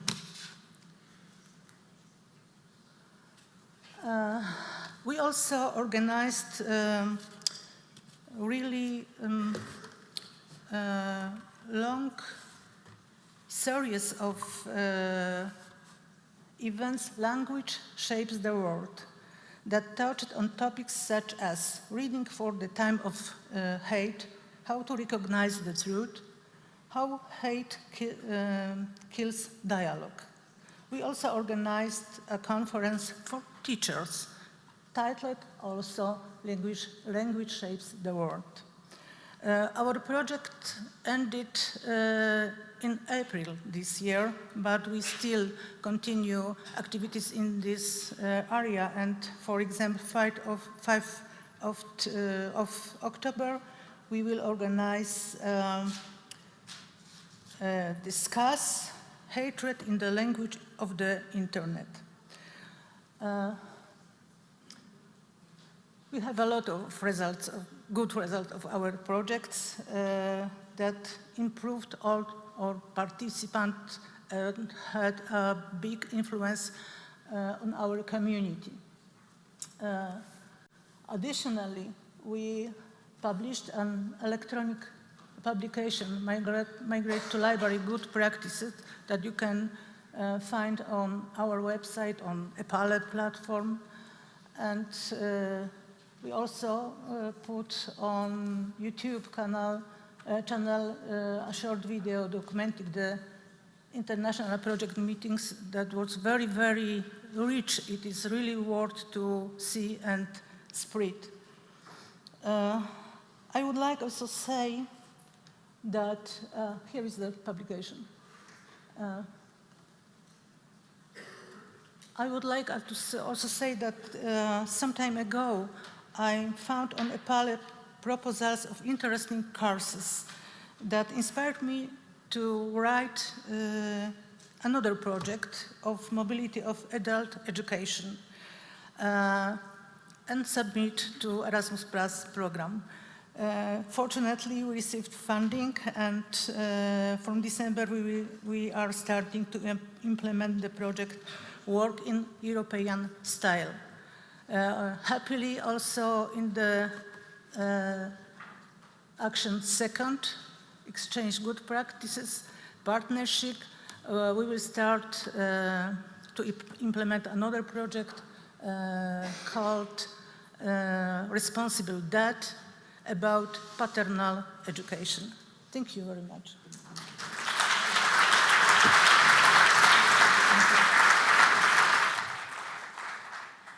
Thank you, Alexandra, and I do apologise, it took us a little bit of time to get your PowerPoint working, but we asked you to provide an inspiration point, and I think you did. It's a fantastic project tackling a very timely issue, and you described how you took the materials that you found and were able to integrate them, build on them, adapt them. Now you've put them back up, so you've fed back into the community, and thank you very much. And this led to a follow-on project. So that's very much the kind of success story we wanted to hear from.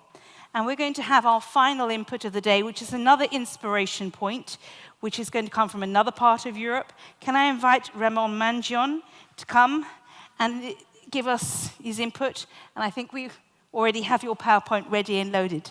Ramon, the floor is yours.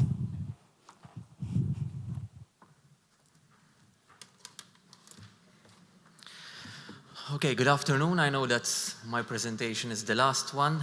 I hope that it will be worth your 10 minutes. So, my name is Ramon Mangion. I'm Deputy Director at the Malta College of Art, Science and Technology. I've been also an EPALE ambassador for the past 3 years.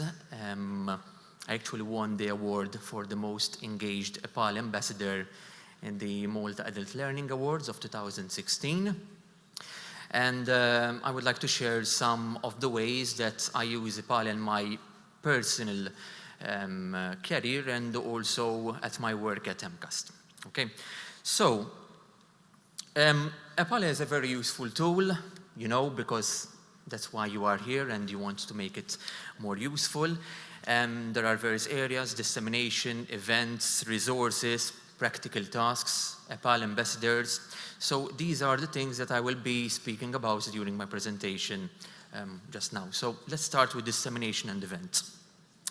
This is an example from projects that I was managing between 2014 and 2017. It was a project about intergenerational learning in the financial services industry.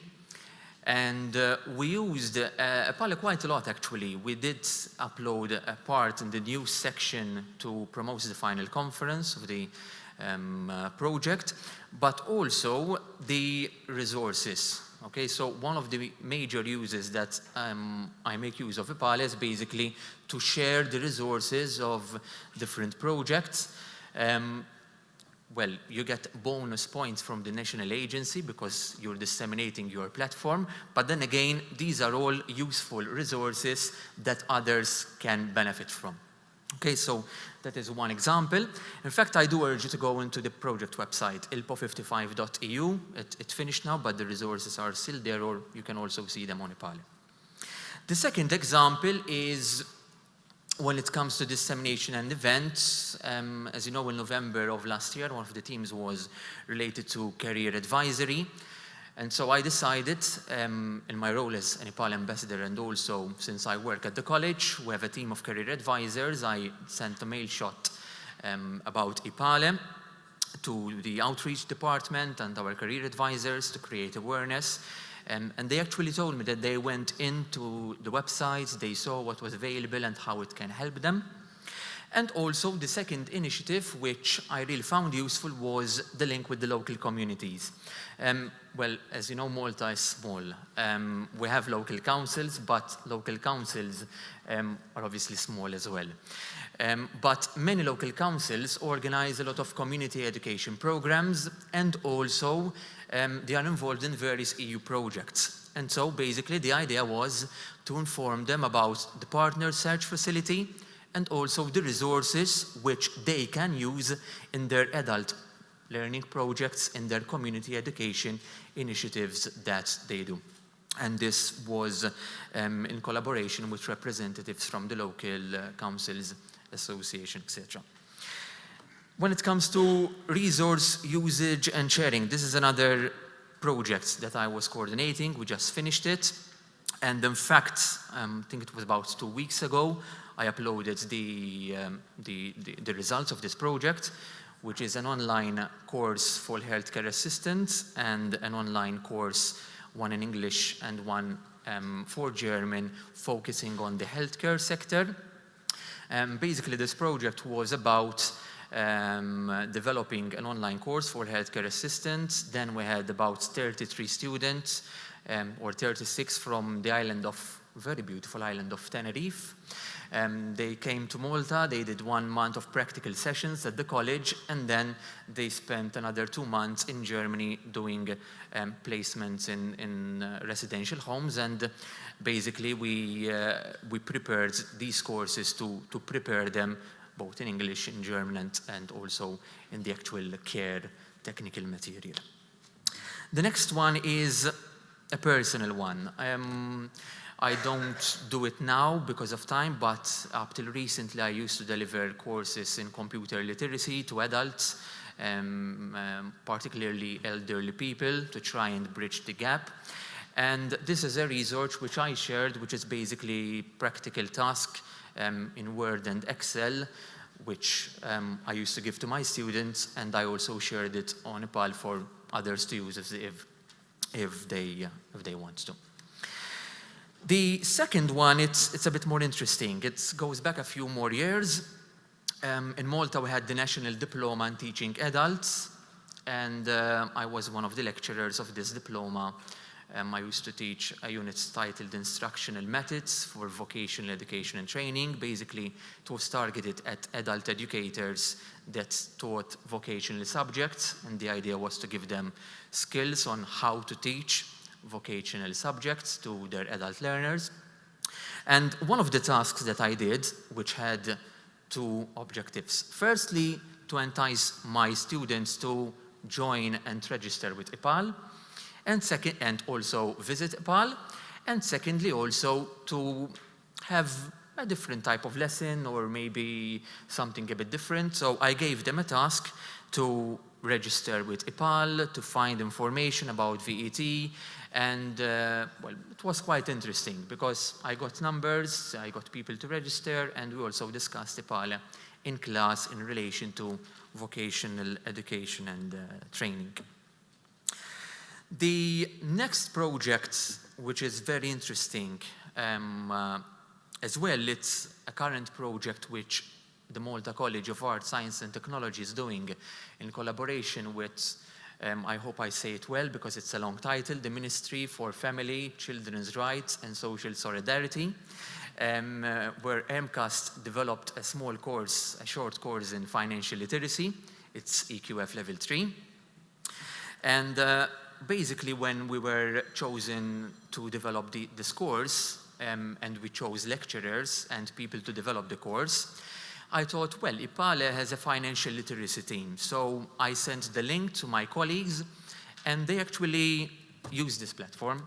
And in fact, I got one of the lecturers, who is also the coordinator of this program, and he made a short 30-second, 40-second clip explaining how he found this useful in his work.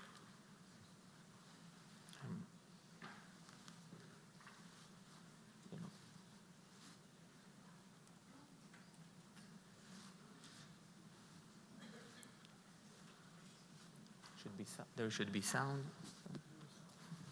Platform which provided me with... Okay, I'll go back because otherwise, okay. Yes. Hi, I'm Luke. I'm a lecturer at MCAST, and I'm currently coordinating the financial literacy course in Malta. My colleague, Ramon Manchon, provided me with access to the EPALE platform, which provided me with numerous case studies and practical examples which I could use in my classroom with the participants, which enabled them to get a feeling of the real-life situations vulnerable people actually encounter, and such a platform was of great help to actually help them understand what these vulnerable groups really go through. In my opinion, the EPALE framework was actually very beneficial towards this course. Okay, short and sweet, but I think you got the message. And I think it's something that you can do as well to share this with your people, because there are a lot of resources out there. Sometimes it's about not reinventing the wheel, basically.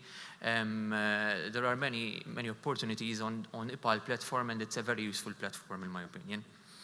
And the last, actually the almost last slide is about EPALE ambassadors. And I'm mentioning this because of my personal experience.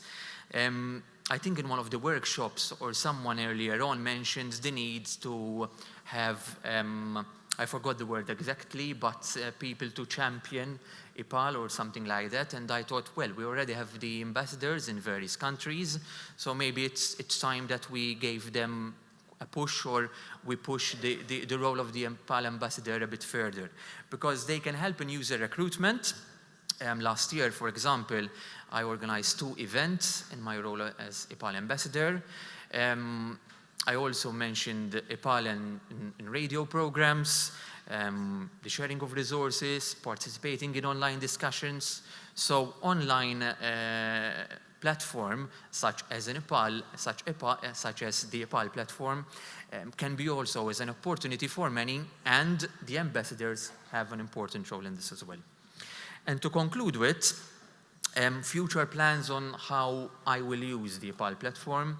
I'm currently basically dedicating my full-time hours at the college on this project. It is a recent project that the college basically started. It's with a budget of over €6 million to enhance apprenticeships in Malta. We will be producing research reports, we will be creating a mentoring program, we'll have a lot of dissemination activities, we'll be creating also 6 training centers for apprenticeships, so there will be a lot of material that I will obviously be sharing on EPALE to increase the content of the platform, and also to share ideas and maybe get ideas from those that comment as well. I tried briefly in the few minutes allocated to share my experience in different areas of the platform, resource sharing, dissemination, the role of EPALE ambassadors. I hope that you can get something useful, but I know that many of you are involved in various projects, such as Erasmus+, ESF, and other funding programs.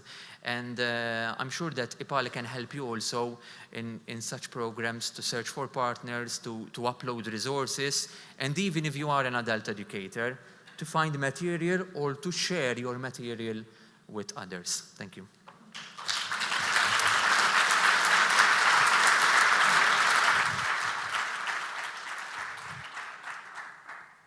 Thank you very much. You gave us lots of examples about the way you use EPALE in your everyday work. You've really integrated it and built it into. And also, you clearly are a big fan because you've also shared some of your passion and the things you use personally as well. So I think you are rightly named as an ambassador for EPALE. So I think we're now drawing our first day of work together to a conclusion. I would like to thank you very much for your active participation and your contributions. We asked you to share your ideas about how we could make EPALE better. You heard that we have these very ambitious targets set by the Commission in terms of the numbers of users over the coming years and the numbers of interactions. And that can only happen if you feel like EPALE is delivering in a way that's useful for you. So we are working on that, and I promise all the content will be used in the future report. Should we have a round of applause for all your participation for today?